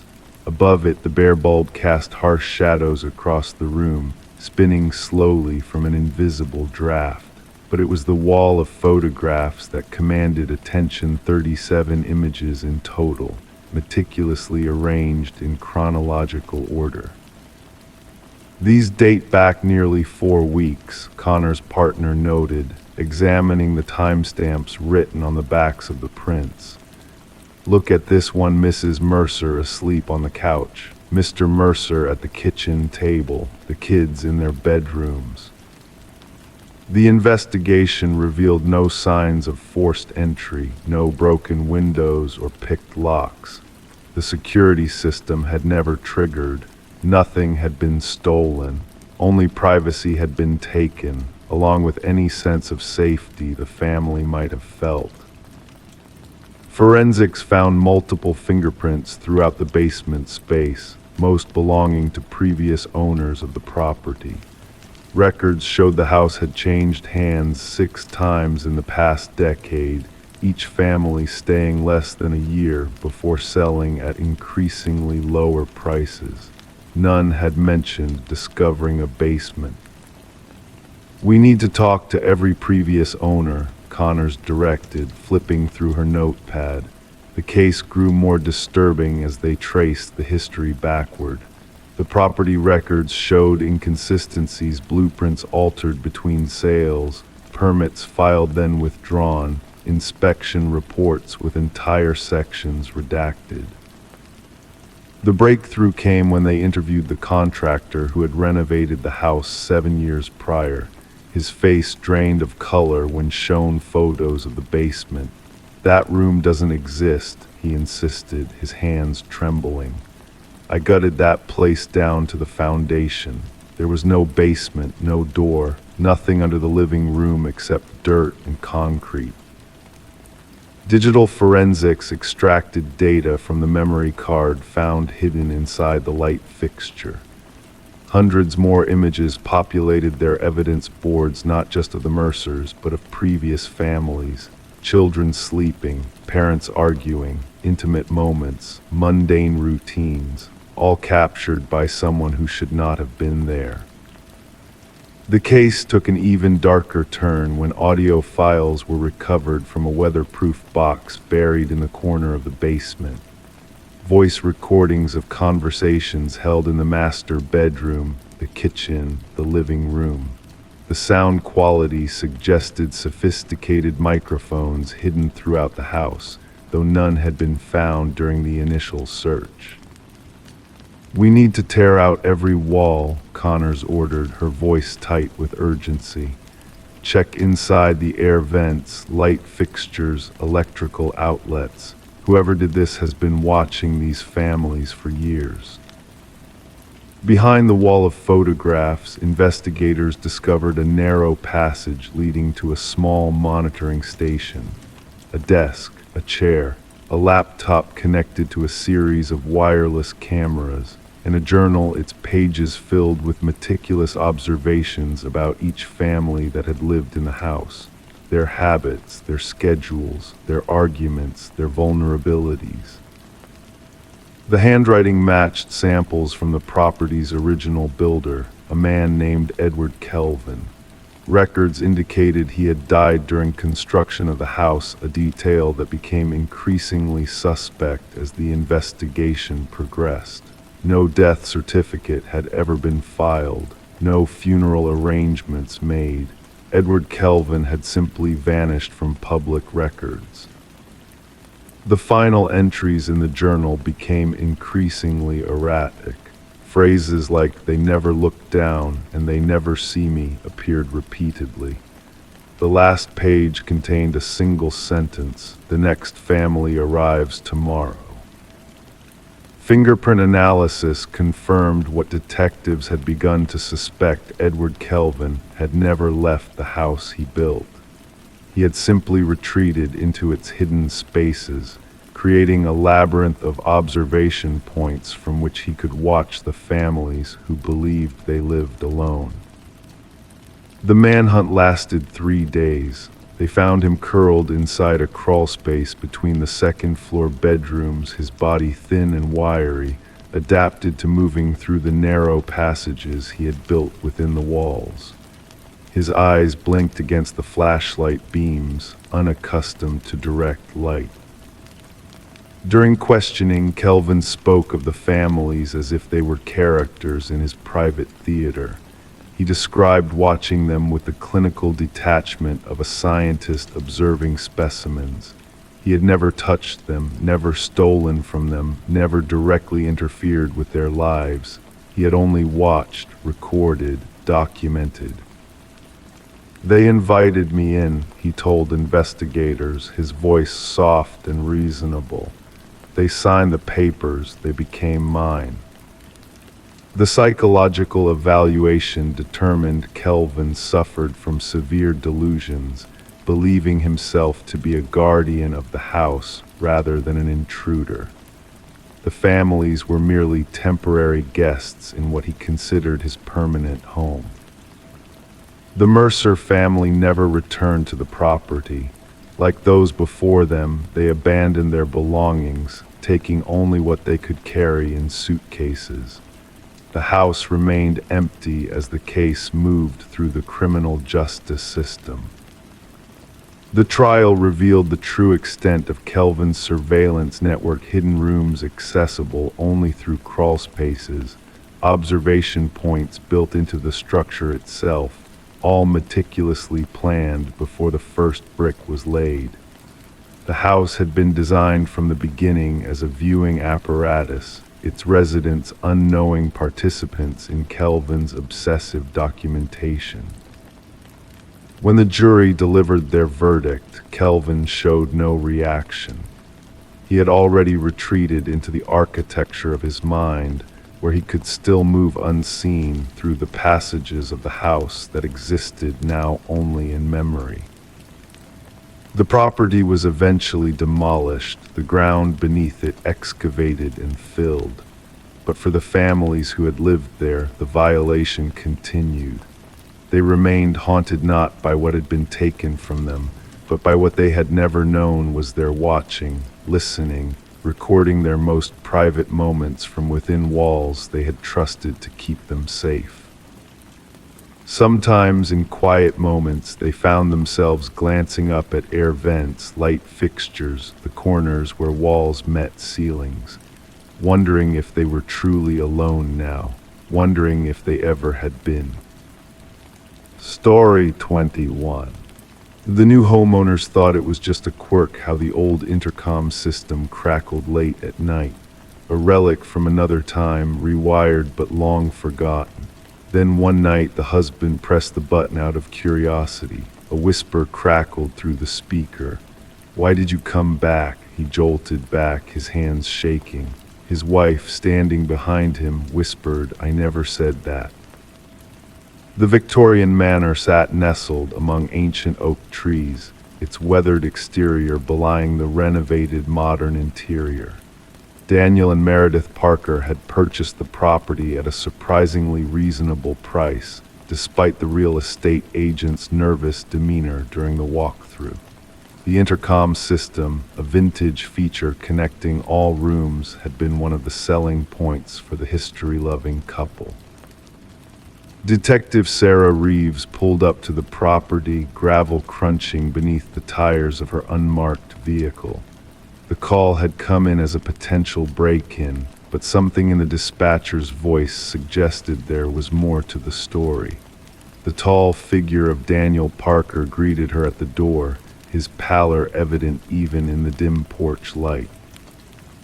"It started with the intercom," he explained, leading Detective Reeves through the grand foyer. "Just static at first, then whispers, then full sentences. My wife thought I was imagining things until she heard it too." In the living room, Meredith sat rigid on an antique sofa, hands clutching a steaming mug that remained untouched. "We found something behind the wall," she said without preamble. Daniel wanted to expand the kitchen pantry, and when he took down the drywall, her voice faltered. Behind the wall, wrapped in deteriorating plastic, they had discovered a small leather-bound journal. Detective Reeves donned gloves before carefully opening its brittle pages. The handwriting, elegant yet frantic, belonged to someone named Alina, the apparent previous owner. The entries detailed her growing suspicion that her husband Vincent was planning to harm her. The final entry was dated 30 years ago, Daniel explained. After that, nothing. The previous owners claimed they bought it from an elderly man who moved to a retirement community. The investigation uncovered that Vincent and Alina Blackwood had indeed owned the house. Property records showed Vincent had sold the house shortly after Alina allegedly left him. No divorce was ever filed, no change of address, no financial transactions in Alina's name after the date of the final journal entry. Detective Reeves assembled a team to examine the property thoroughly. Ground-penetrating radar revealed anomalies beneath the concrete foundation of the garden shed. As investigators broke through the decades-old concrete, the truth emerged in the form of human remains. Forensic analysis confirmed the skeleton belonged to a woman in her 40s, with evidence of blunt force trauma to the skull. A gold wedding band found among the remains bore an inscription, "To Alina, my eternal love." The case against Vincent Blackwood built rapidly. Now elderly and living in a care facility, his mind was sharp enough to understand the charges brought against him. When confronted with the evidence, his response chilled even the seasoned detective. "She wouldn't stop talking," Vincent said, his voice eerily calm. "Always chattering through that damned intercom, checking on me, questioning me. I disconnected it, but she rewired it herself. Said she wanted to always be able to reach me, no matter where I was in the house." He looked up, eyes vacant. "I just wanted quiet." During his confession, Vincent revealed how he had carefully constructed the narrative of Alina abandoning him, even sending postcards to neighbors from various locations, written in forged handwriting. He had lived in the house for years afterward, walking daily over the concrete where his wife lay buried. The trial was brief, with Vincent pleading guilty to murder. The sentencing judge noted the calculated nature of the crime and the decades of deception that followed. Daniel and Meredith eventually sold the house, unable to remain after learning its dark history. Before leaving, they held a memorial service for Alina in the garden, now restored after the investigation. The intercom system was removed during renovations by the next owners. Workers reported hearing static and whispers during the removal process, though they attributed it to interference from their power tools. Detective Reeves visited the Blackwood case file one last time before it was archived. As she closed the manila folder, she reflected on how the house itself had seemingly reached across time to reveal its secret. The justice system had finally caught up with Vincent Blackwood, but only because Alina had found a way to make herself heard. The case became known among local law enforcement as the house that answered back. Detective Reeves would sometimes drive past the property on her way home. She never stopped, but she would slow down, window rolled down slightly, listening for whispers carried on the breeze. Story 22. The hotel was cheap, outdated, the kind of place people only stayed for a night. The clerk handed her the key with a strange look. "Just don't take the last door on the left," he murmured. Curiosity gnawed at her. That night, as she made her way down the dimly lit hallway, she paused in front of it. The handle was ice cold. The door looked no different from the others until she pressed her ear against it. From the other side, something breathed. Detective Morgan Reed rubbed the sleep from her eyes as she ducked under the yellow crime scene tape spanning the doorway. The smell hit her first metallic and sour, a scent she recognized immediately. Blood had soaked into the thin carpet, darkening the already murky pattern to near black. The room was a study in contradictions. Pristine bathroom, untouched bed, and then the horror of what lay between them. A young woman's body sprawled on the floor, her blonde hair fanned out like a halo. Her eyes stared vacantly at the ceiling, her expression frozen in what might have been surprise or terror. Reed crouched beside the victim, careful to avoid disturbing the evidence markers that dotted the scene. "Third one this season," said the forensic technician, his voice flat with professional detachment as he photographed the body from various angles. "Same signature as the others." Reed nodded silently. The victim wore elegant clothes incongruous with this forgotten motel. A designer handbag lay open on the bedside table, contents intact. This wasn't robbery. Something else drove this killer. The hotel manager hovered nervously at the doorway, his face ashen. "She checked in alone, paid cash. I never thought." His voice broke. "The maid found her when she came to clean." Reed studied the room again. No signs of forced entry, no defensive wounds on the victim. The woman had let her killer in or known them already. Back at the station, Reed pinned photographs to the incident board. 3 women, all with similar features, all found in cheap, out-of-the-way motels. The press had started asking questions. Whispers of a serial predator spread through the community. "The autopsy results are in," Detective Hayes announced, dropping a folder on Reed's desk. "Death by strangulation manual. No DNA under the fingernails. No signs of sexual assault." Reed frowned. "This is personal, not predatory in the traditional sense." Days blurred together as the investigation intensified. Hotel surveillance footage revealed nothing unusual. The victim, identified as Elaine Werner, was a financial analyst with no known enemies. Her friends described her as careful, meticulous, not someone who would stay in such a place willingly. A breakthrough came when Reed interviewed Werner's sister. She mentioned a man she'd been seeing, the sister revealed, hands trembling around her coffee cup. Someone from work. She was secretive about it, said he was complicated. Married, I think. Reed leaned forward. "Did she mention a name?" "She called him C, that's all she would say." The investigation shifted to Werner's workplace. Colleagues described her as professional, private.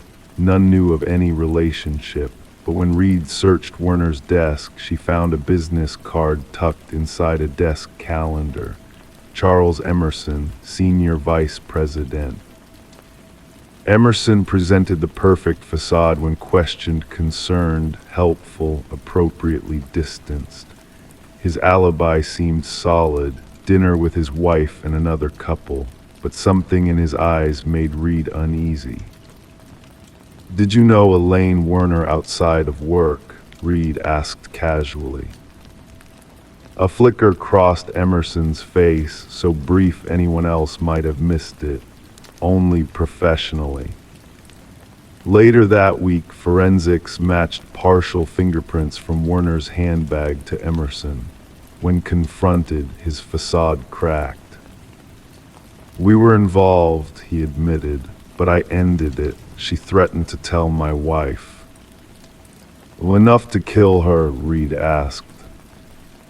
Emerson's expression hardened. "I never went to that motel." Yet hotel records told a different story. A credit card transaction for the adjacent room paid with a corporate card linked to Emerson's company.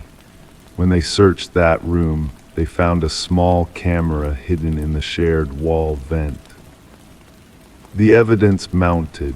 Fibers from Emerson's distinctive suit matched those found on Werner's body. His DNA appeared on a water glass in her room. And when they examined his home computer, they discovered similar recordings of the 2 previous victims. The pattern emerged. Emerson selected women who resembled his wife when younger. He convinced them to meet at specific motels, always choosing the room next to the last door on the left. a room he had already prepared with surveillance equipment.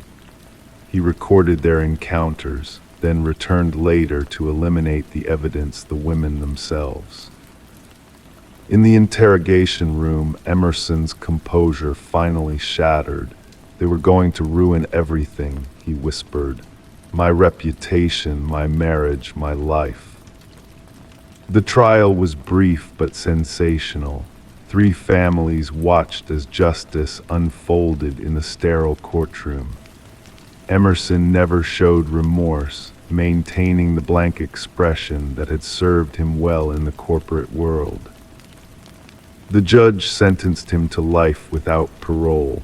As officers led him away, Reed caught his eye.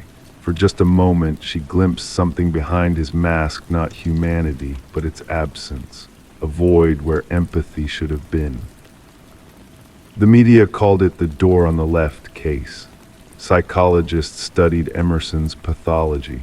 True crime enthusiasts dissected every detail. But for Reed, the case never truly closed. Sometimes, walking down hotel hallways, she found herself counting doors, wondering what secrets might breathe behind them. In the evidence locker, locked away from public view, 3 identical hotel keys remain tagged and catalogued. Physical reminders that some doors, once opened, can never be closed again. Story 23. The house had been vacant for years. The neighbors said no one had lived there since the young woman went missing. Yet when the new tenants moved in, they found the bedroom locked from the inside. After prying it open, the air was stale, heavy with dust, but something wasn't right. The bed was made, the mirror wiped clean. On the desk, a single candle had melted down to nothing, its wax pooling like frozen tears. And then they saw it, the notebook, open to a page with fresh ink. The last entry was dated the night she disappeared. Detective Morgan read through the notebook's pages while forensic technicians dusted the room for prints. The writing belonged to Elise Winters, age 26, reported missing by her parents almost 5 years prior. Her handwriting flowed across the pages in neat, precise strokes until the final entry, where the pen had pressed harder, leaving indentations on subsequent blank pages. I know he's watching me tonight, the final entry read. The same car has passed by 3 times. I've called for help, but no one believes me. If something happens, know that it wasn't random. The detective closed the book, slipping it into an evidence bag. The smell of dust and something else, a faint chemical odor, lingered in the room. The landlord stood in the doorway, arms crossed, face pale. I swear we checked every room before listing it for rent, he muttered. That door wasn't locked. Elise had been working as a paralegal for Harriman and Associates, a prestigious law firm handling several high-profile corporate cases. Colleagues described her as meticulous, dedicated, and increasingly withdrawn in the weeks before her disappearance. She started staying late, her supervisor told investigators during a recorded interview. Said she discovered something in the Westridge acquisition files that didn't add up, numbers that were changed, documents that were backdated. The detective studied photographs of Elise, auburn hair, serious eyes behind rectangular glasses, always professionally dressed. The woman in the photos seemed too calculated to simply disappear, too organized to leave without a trace. The bedroom yielded few clues, no signs of struggle, no blood, just a perfectly preserved moment in time, as if Elise had stepped out for coffee and intended to return. The candle on the desk was black wax, unscented. Beneath it, heat had warped the wood surface. What did you find? Morgan asked the forensic lead. Multiple fingerprint sets, most degraded with age. The interesting part is what's missing. The doorknob was wiped clean inside and out, same with the window latches. The investigators removed the baseboards, checked behind outlets, and searched for hidden compartments. When they pulled up a loose floorboard near the closet, they found it a small waterproof case containing a flash drive and a key. The key opened a safe deposit box at Northern Trust Bank. Inside was a second flash drive and several folders of documents. The papers detailed financial transactions between Westridge Pharmaceuticals and offshore accounts linked to several partners at Harriman and Associates. Digital forensics recovered the contents of both drives. They contained audio recordings and spreadsheets documenting manipulated drug trial data for Westridge's flagship medication, Neurapax. The recordings featured Elise's voice and that of a man identified as Vincent Harriman, senior partner. "These numbers can't go public," Harriman said in one recording. "The side effects were present in almost 40% of patients, not 4% as we reported. If this gets out, the firm is finished and Westridge stock becomes worthless overnight." "People are dying," Elise responded. "The seizures are happening exactly as the original data predicted." "This conversation never happened," Harriman replied. "Remember, what we discuss happens inside these walls stays here, for everyone's protection." Detective Morgan connected with pharmaceutical regulators, who confirmed that Neurapax had been quietly pulled from the market after a cluster of patient deaths matched the side effects documented in Elise's hidden files. Investigators subpoenaed Harriman's personal and corporate records. They found nothing directly linking him to Elise's disappearance until they discovered charges for an industrial cleaning service at his vacation property the day after she vanished. When police searched the property, they found microscopic blood traces matching Elise's DNA profile despite the thorough cleaning. The evidence was circumstantial but damning. The mystery of the locked room remained unsolved until Morgan reviewed security footage from neighboring properties. A figure matching Harriman's build approached the house during heavy rain on the night Elise disappeared. The footage showed him entering but never leaving through any visible exit. The detective returned to the bedroom with a structural engineer. Together they discovered a hidden passage in the back of the bedroom closet, connecting to maintenance tunnels that ran beneath several blocks of older homes in the neighborhood. The passage had been sealed with new drywall and painted to match the original wall. Vincent Harriman was arrested during a board meeting. When confronted with the evidence, he maintained his innocence, claiming Elise had been planning to leave the country with the documents. "She was unstable, paranoid," he told investigators. "She manufactured evidence to damage the firm after we passed her over for promotion." The jury disagreed. Footage recovered from Elise's own hidden camera, tucked inside a bookend on her shelf, showed Harriman entering her room that night. The recording ended abruptly with him approaching her desk where she sat writing. Prosecutors theorized that after killing Elise, Harriman locked the door from inside using a simple trick with string and a hook, escaping through the hidden passage. He had returned years later, before the new tenants arrived, to ensure nothing remained to implicate him. In doing so, he inadvertently preserved the scene exactly as investigators needed to find it.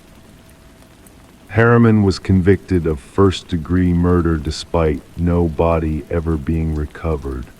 The pharmaceutical executives implicated in the fraud faced separate charges. The families of patients who died from Neuropax side effects filed a class action lawsuit that exposed systemic corruption. At the sentencing hearing, Elise's mother addressed the court. "My daughter's room remained untouched, preserving the truth she gave her life to reveal. She never left that room, not really. Her pursuit of justice remained locked inside, waiting for someone to find it." The new tenants never moved in.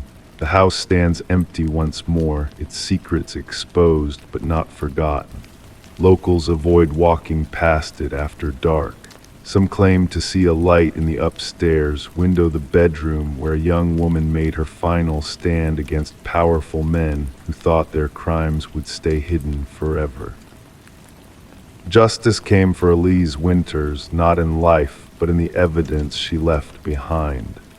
The room she never truly left became both her tomb and her testimony. Story 24. She never liked going up there, but when the storm caused a leak in the roof, she had no choice. The attic was filled with forgotten things, draped in dust and cobwebs. In the farthest corner sat an old dollhouse, eerily detailed, its tiny furniture meticulously placed. But as she peered inside, her stomach twisted. The figures inside weren't dolls. They were tiny, hand-carved replicas of her family. Each figure positioned exactly where they had been sitting downstairs, except for one. The figure meant to be her was standing by the attic door. Rebecca Morgan ran her finger across the dollhouse roof, feeling the indentation where the small wooden figure stood. The discovery sent a chill through her body that had nothing to do with the cold draft whistling through the rafters. The dollhouse shouldn't have been there at all. This wasn't her childhood home, but a rental property the family had moved into just weeks earlier. The case began with Rebecca's frantic call to law enforcement. Officers arrived at the suburban residence to find a family in distress, huddled in their living room, refusing to return upstairs. The lead investigator, Detective Sarah Harmon, initially dismissed their concerns as an elaborate prank or perhaps the overactive imagination of a family adjusting to an unfamiliar house. "The detail is what struck me," Detective Harmon would later recall during interviews. Each miniature figurine captured something distinct about each family member: the father's receding hairline, the teenage son's hoodie, even the small birthmark on the mother's hand. The investigation shifted when forensic teams discovered fingerprints on the dollhouse that matched none of the family members. More disturbing still were microscopic cameras found embedded in the eyes of each miniature figure, all connected to a sophisticated recording system hidden beneath the dollhouse itself. Analysis of the Morgan family's movements over preceding days revealed an unsettling pattern. The positions of the figures in the dollhouse didn't just match where the family had been sitting that evening, they matched exact positions from different days, suggesting someone had been watching them long enough to learn their habits. "We realized we weren't dealing with a simple case of stalking," explained Detective Harmon. "The perpetrator demonstrated a level of obsession rarely documented in criminal psychology literature." The investigation uncovered a hidden basement entrance concealed behind a false wall in the pantry. Inside, investigators found a makeshift living space with evidence someone had been residing there since before the Morgans moved in. Food wrappers, water bottles, and a sleeping bag suggested the intruder had been living underneath the family for weeks. What puzzled investigators most was the absence of forced entry. Property records revealed the house had been vacant for nearly a year before the Morgans moved in. The previous owners, an elderly couple, had both passed away within months of each other. Their son had handled the estate sale, and subsequent rental of the property. Interviews with neighbors yielded little information. Most hadn't noticed anything unusual, though one elderly woman mentioned occasionally seeing lights in the house during its vacancy period. I assumed it was the real estate people showing the property, she told investigators. Never occurred to me someone might be living there without permission. The breakthrough came through digital forensics. Examining the surveillance system connected to the miniature cameras, analysts discovered the data was being transmitted to an external server. The IP address led investigators to a small apartment across town. Inside, they found walls covered with photographs of the Morgan family and previous occupants of the house. Journal entries detailed the daily routines of each family member with disturbing precision. The most chilling discovery was a workshop containing dozens of partially completed dollhouses, each representing different homes in the area. The apartment belonged to Martin Wells, the son of the previous homeowners. His financial records showed mounting debt after his parents' deaths. Rather than selling the house outright, he'd created the hidden living space, continuing to live there while collecting rental income from unsuspecting tenants. The dollhouse was his control center, explained the forensic psychologist assigned to the case. Each figure represented someone he watched. The figure of Rebecca by the attic door wasn't a threat, it was his way of acknowledging her discovery of his surveillance system. During interrogation, Wells remained eerily calm as he described his motivation. They were living in my house, sleeping in my parents' bedroom. I needed to make sure they were treating it with respect. When asked about the positioned figures, he simply stated, I wanted them to know I was always watching. The psychological evaluation revealed a complex case of possessive delusion. Wells couldn't emotionally process losing his childhood home and created an elaborate system to maintain control over it. The dollhouse had become his way of possessing both the property and its occupants. The Morgan family never returned to the house. Rebecca later recalled the moment that haunted her most wasn't finding the dollhouse, but realizing what it meant. Someone had been watching us all along, measuring our lives, turning us into playthings. The real horror wasn't the dollhouse itself, it was knowing that in his mind, we were just dolls to be positioned and observed. Wells was charged with multiple counts of stalking, invasion of privacy, illegal surveillance, and breaking and entering. The case prompted a review of real estate disclosure laws regarding deaths on properties and the responsibility of agents to ensure homes are properly vacated before new occupants move in. During sentencing, the judge noted the extraordinary violation the Morgan family had endured. You didn't just invade their home, you invaded their sense of safety and autonomy. You observed their most private moments and recreated them for your entertainment. What makes the case particularly disturbing to criminologists is how long Wells might have continued undetected had Rebecca not discovered the dollhouse. Forensic analysis of his journals suggested he had been living secretly within homes for nearly 2 years, moving from one property to another, creating dollhouses of each family under observation. The Morgan family eventually found a new home far away, but Rebecca admitted in victim impact statements that she still checks closets and crawl spaces routinely. She removed all dollhouses and miniatures from their new residence. Some days I still feel like I'm being watched, she said. I wonder if somewhere, someone is still moving a tiny version of me around in a dollhouse I haven't discovered yet. Story 25. It arrived in the mail, wrapped in a plain envelope with no return address, a single brass key worn with time. The homeowner didn't recognize it, but something about it felt familiar. When she slid it into every lock she owned, nothing turned. It wasn't hers. But when she placed it on the coffee table, the old grandfather clock in the hallway let out a single, hollow chime despite having been broken for years. Sarah Miller reported the strange occurrence to authorities after finding the mysterious key.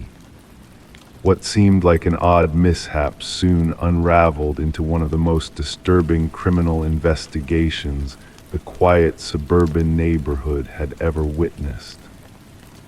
The responding officer initially dismissed her concerns. A key in the mail, perhaps a mistake, he suggested. But Sarah insisted something felt wrong. The officer reluctantly took the key as evidence, mostly to appease her, placing it in a small evidence bag that would later become central to a sprawling investigation. Detective Robert Harmon received the case file during the morning briefing.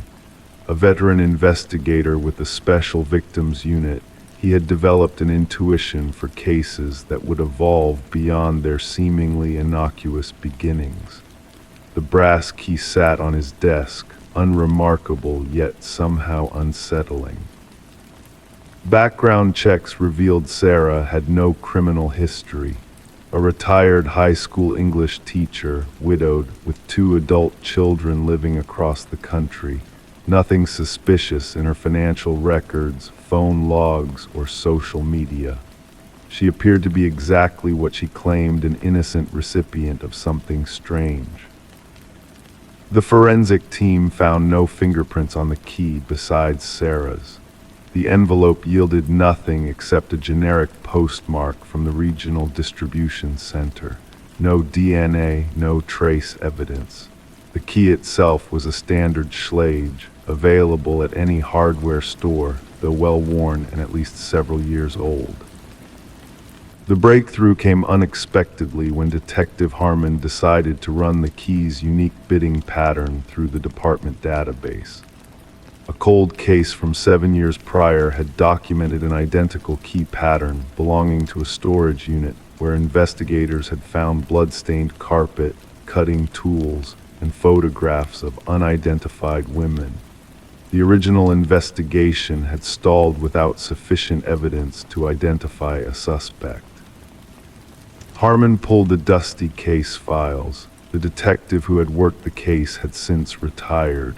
The storage unit had been rented under a false identity, paid in cash. Surveillance footage had long been overwritten. The evidence collected had yielded partial DNA samples, but no matches in any criminal database. The photographs recovered from the storage unit showed 5 different women, all appearing unconscious. Only 3 had been identified during the original investigation, all reported missing but never found. Their cases remained open, classified as suspected homicides without bodies. Sarah Miller recognized none of the women when shown the photographs. She grew increasingly anxious as the investigation proceeded, installing new locks and a security system in her home. The question lingered, why had someone sent her this key? Harmon ordered a fresh analysis of the original evidence using newer techniques. The partial DNA sample was expanded and run through genealogical databases. This yielded a distant familial match, a second cousin twice removed from the suspect. Working backward through family trees, investigators narrowed their focus to Harold Jenkins, who had lived 2 streets away from Sarah Miller until moving away approximately 6 years ago. His current whereabouts were unknown. Further investigation revealed Jenkins had been a substitute teacher at the same school where Sarah taught, though they had minimal documented interaction. His employment records showed scattered work history, long unexplained gaps, and frequent relocations. His former residence yielded nothing unusual upon inspection. Neighbors described him as quiet, unremarkable, someone who kept to himself, the common refrain that often follows revelations about predators hiding in plain sight. The big question remained unanswered: why send the key now? Why to Sarah Miller? Harmon theorized it might be a trophy, a warning, or perhaps a macabre invitation. The search for Jenkins intensified. His driver's license hadn't been renewed, no credit card activity, no tax returns.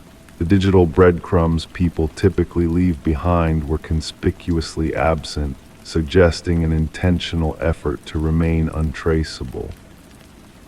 The true horror of the case emerged when authorities investigated a small cabin registered to Jenkins' deceased mother. Beneath the weathered wooden floorboards, investigators discovered a concealed room accessible only through a trapdoor. Inside, meticulously organized shelves held dozens of identical brass keys, each with a name and date engraved on a small attached tag. 5 keys corresponded to the women from the photographs. The remaining keys, 27 in total, presented a horrifying implication of additional victims previously unknown to authorities. Buried behind the cabin, forensic teams recovered human remains. The excavation continued for weeks as investigators unearthed multiple bodies in varying states of decomposition. Sarah received round-the-clock protection as the manhunt for Jenkins expanded nationwide.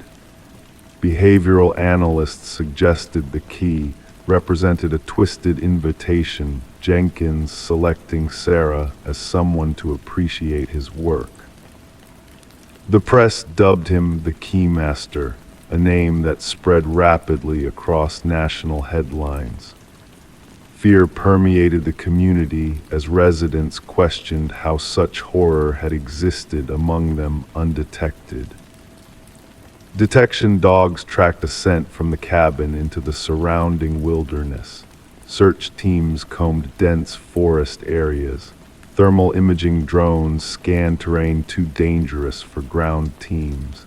The manhunt became one of the largest in regional history. A wildlife photographer hiking in remote woods captured an image of someone matching Jenkins' description. The grainy photograph showed a bearded man with hollow eyes carrying a backpack, heading deeper into the wilderness. Authorities closed in on the area, establishing a perimeter.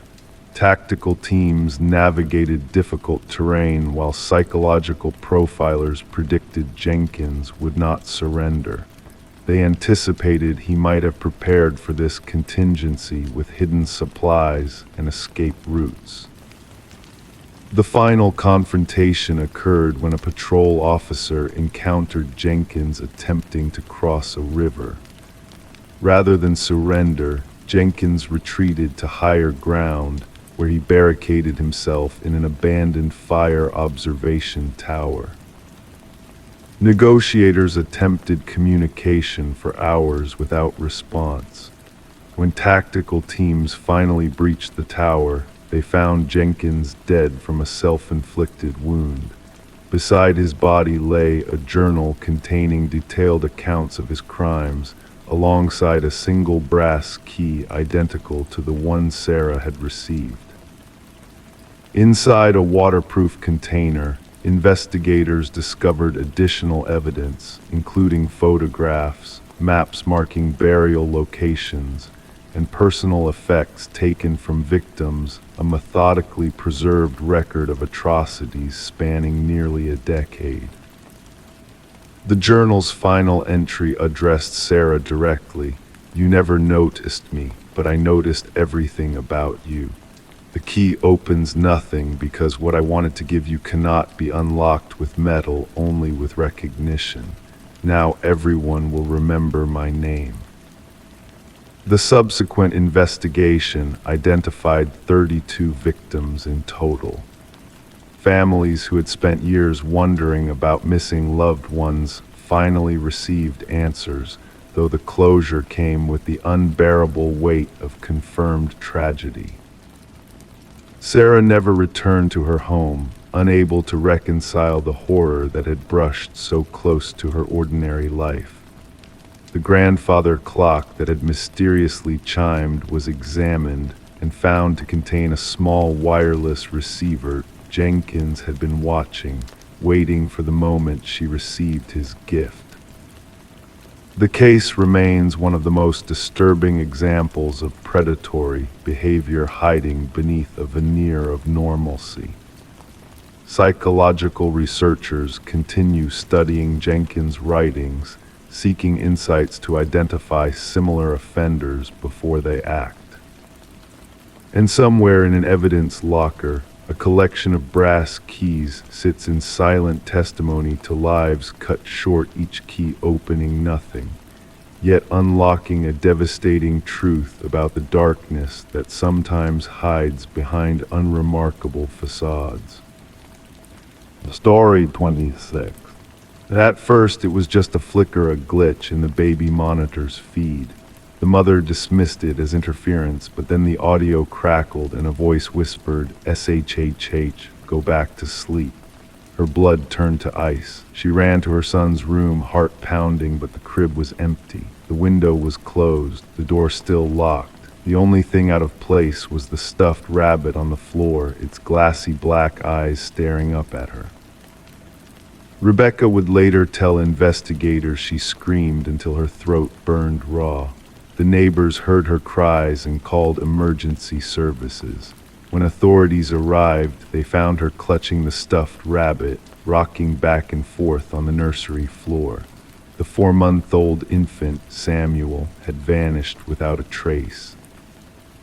The initial investigation yielded few leads. No signs of forced entry were discovered. The security system remained armed throughout the night. The recorded baby monitor footage showed nothing unusual until that mysterious voice and static.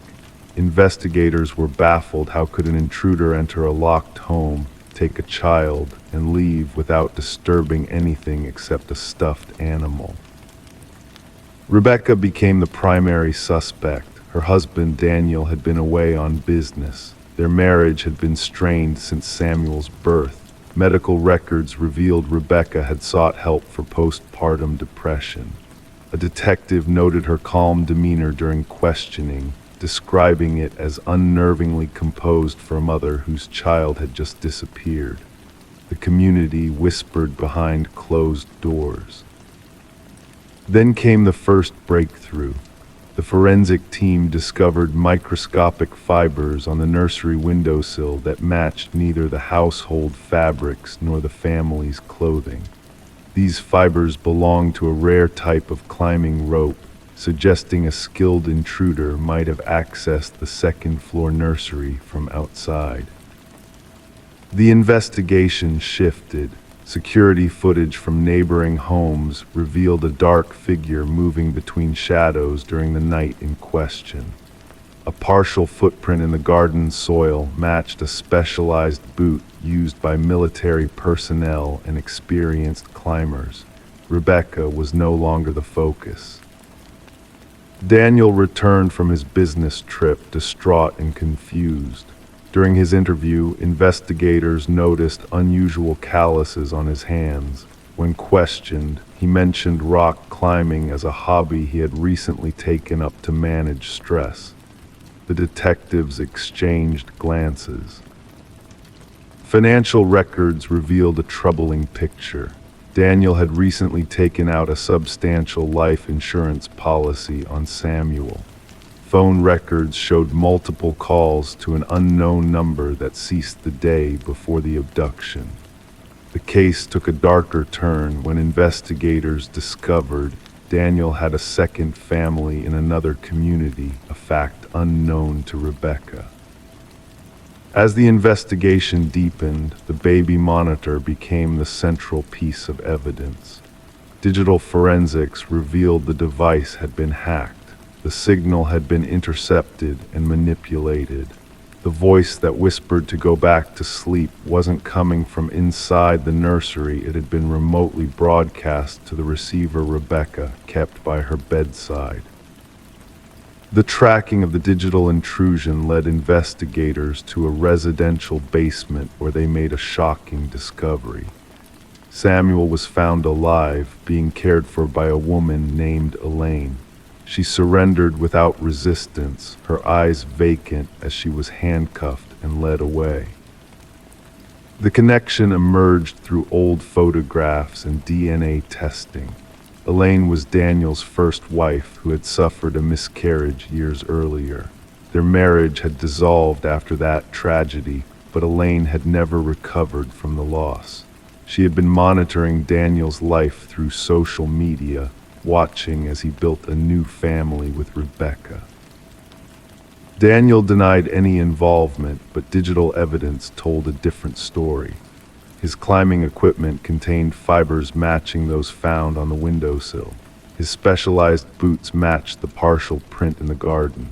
Most damning of all, encrypted messages between Daniel and Elaine detailed their plan. He would provide access to the home security system. She would take the child they both claimed was rightfully hers, and the insurance money would support their new life together. During the trial, the courtroom fell silent as the prosecution played the enhanced audio from the baby monitor. Beyond the whispered words that had chilled Rebecca that night, forensic audio specialists had isolated another sound in the background: Daniel's distinctive cough, placing him at the scene during the abduction he claimed to know nothing about. The jury deliberated for less than 5 hours. Daniel and Elaine received maximum sentences for kidnapping, conspiracy, and endangering a child. Rebecca and Samuel relocated to rebuild their lives away from the painful memories. The case transformed how investigators approach modern abductions.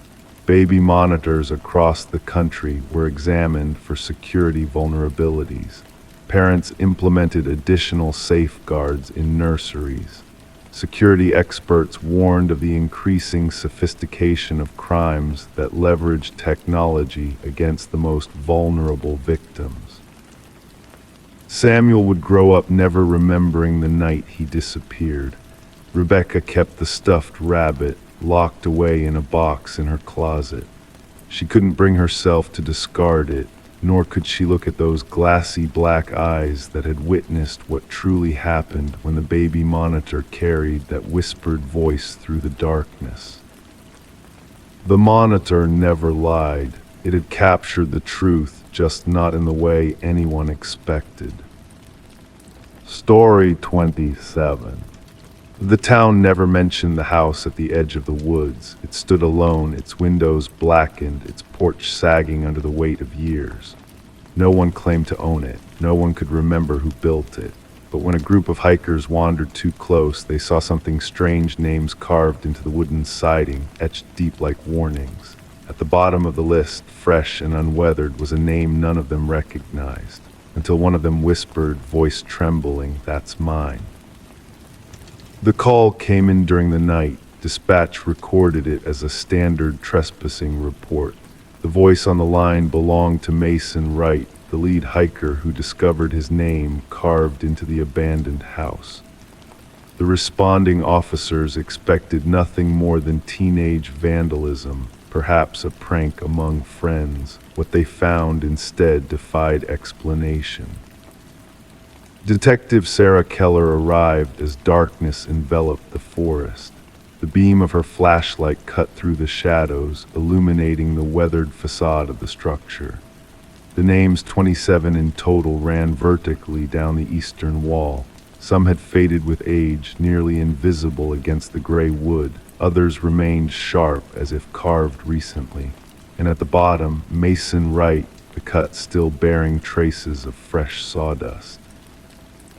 "I've never been here before," Mason insisted, his breath forming clouds in the cold air. "I don't understand how anyone would know my name."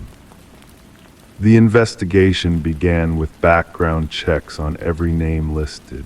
The results chilled the detective team to their core. Each name belonged to someone reported missing over the past 4 decades. Some cases had gone cold, others remained active. All shared one disturbing detail: the individuals had disappeared while hiking alone. Forensic analysts photographed each carving, noting the varying depths, techniques, and weathering patterns. The oldest name, Rebecca Hansen, corresponded to a missing persons case from 37 years prior. The case notes described a young woman who ventured into these woods and never returned. Search parties found nothing but a single hiking boot beside a stream.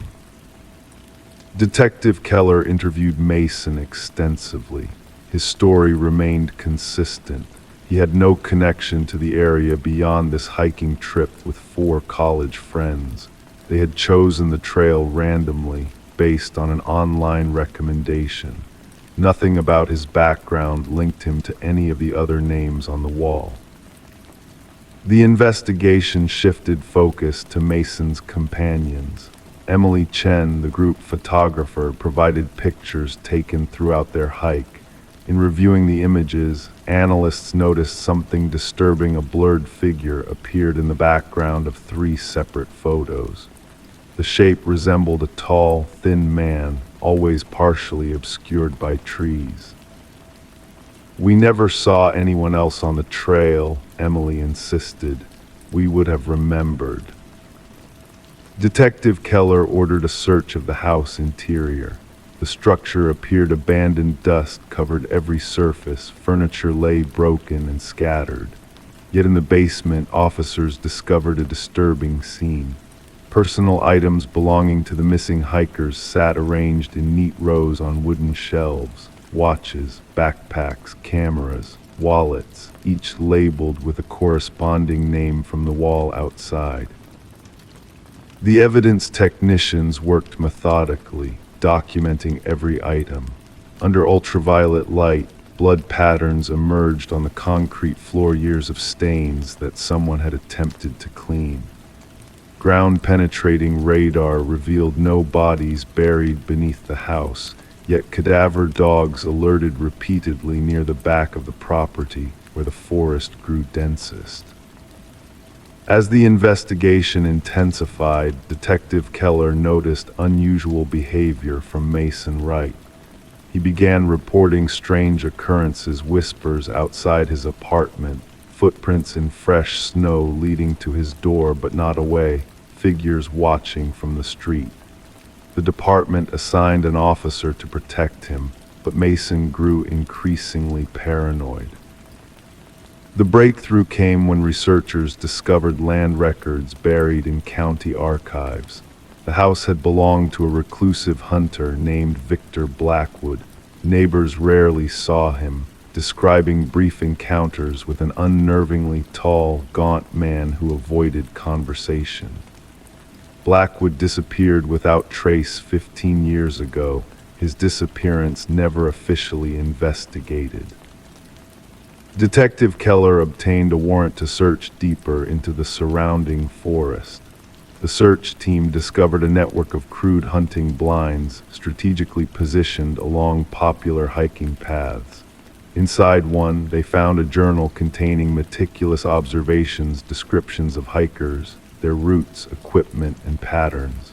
The handwriting matched samples from Victor Blackwood's few existing documents. The journal entries grew increasingly disturbing over time. Early pages detailed hunting techniques for animals. Later entries described humans as prey, their habits, vulnerabilities, and methods for their collection. The final pages contained detailed accounts of stalking each victim on the wall, including elaborate descriptions of how he selected his targets. The manhunt for Blackwood mobilized across multiple jurisdictions. Helicopters equipped with thermal imaging scanned the forest. Tactical teams methodically searched every cave and ravine, yet no trace of the suspect emerged. Mason Wright stopped answering his phone. Officers dispatched to his apartment found the door unlocked, the rooms empty. On his bedroom wall, freshly carved, was a single line: "The hunter becomes the hunted." The search for Mason continued for weeks without success. Then, during a secondary sweep of Blackwood's house, forensic technicians made a horrifying discovery. Hidden behind a false wall in the basement, they found a small workshop containing woodworking tools, jars of wood preservatives, and a freshly carved piece of wood bearing a new name not yet mounted to the exterior wall. Detective Keller recognized the name instantly. It belonged to the lead forensic technician who had processed the house during the initial investigation. The technician had called in sick that morning and couldn't be reached by phone. Authorities established a continuous surveillance perimeter around the house. Camera systems recorded every approach. Motion sensors monitored for intrusions. The trap was set. 3 nights later, sensors triggered an alert. Security footage captured a figure emerging from the forest, impossibly tall and thin, moving with unnatural grace. The figure approached the house directly, seemingly unconcerned about the surveillance. As tactical teams closed in, the cameras briefly lost connection. When the system recovered, the figure had vanished. The house remains under constant surveillance today. Mason Wright and the forensic technician were never found. The investigation continues, with new resources allocated as similar disappearances are reported in other forested regions. The names on the wall have become legendary among criminal investigators. Some officers refuse to speak them aloud, others avoid the case entirely, and local hikers now give the house a wide berth, afraid that speaking of it might somehow add their names to that terrible list, the names no one speaks.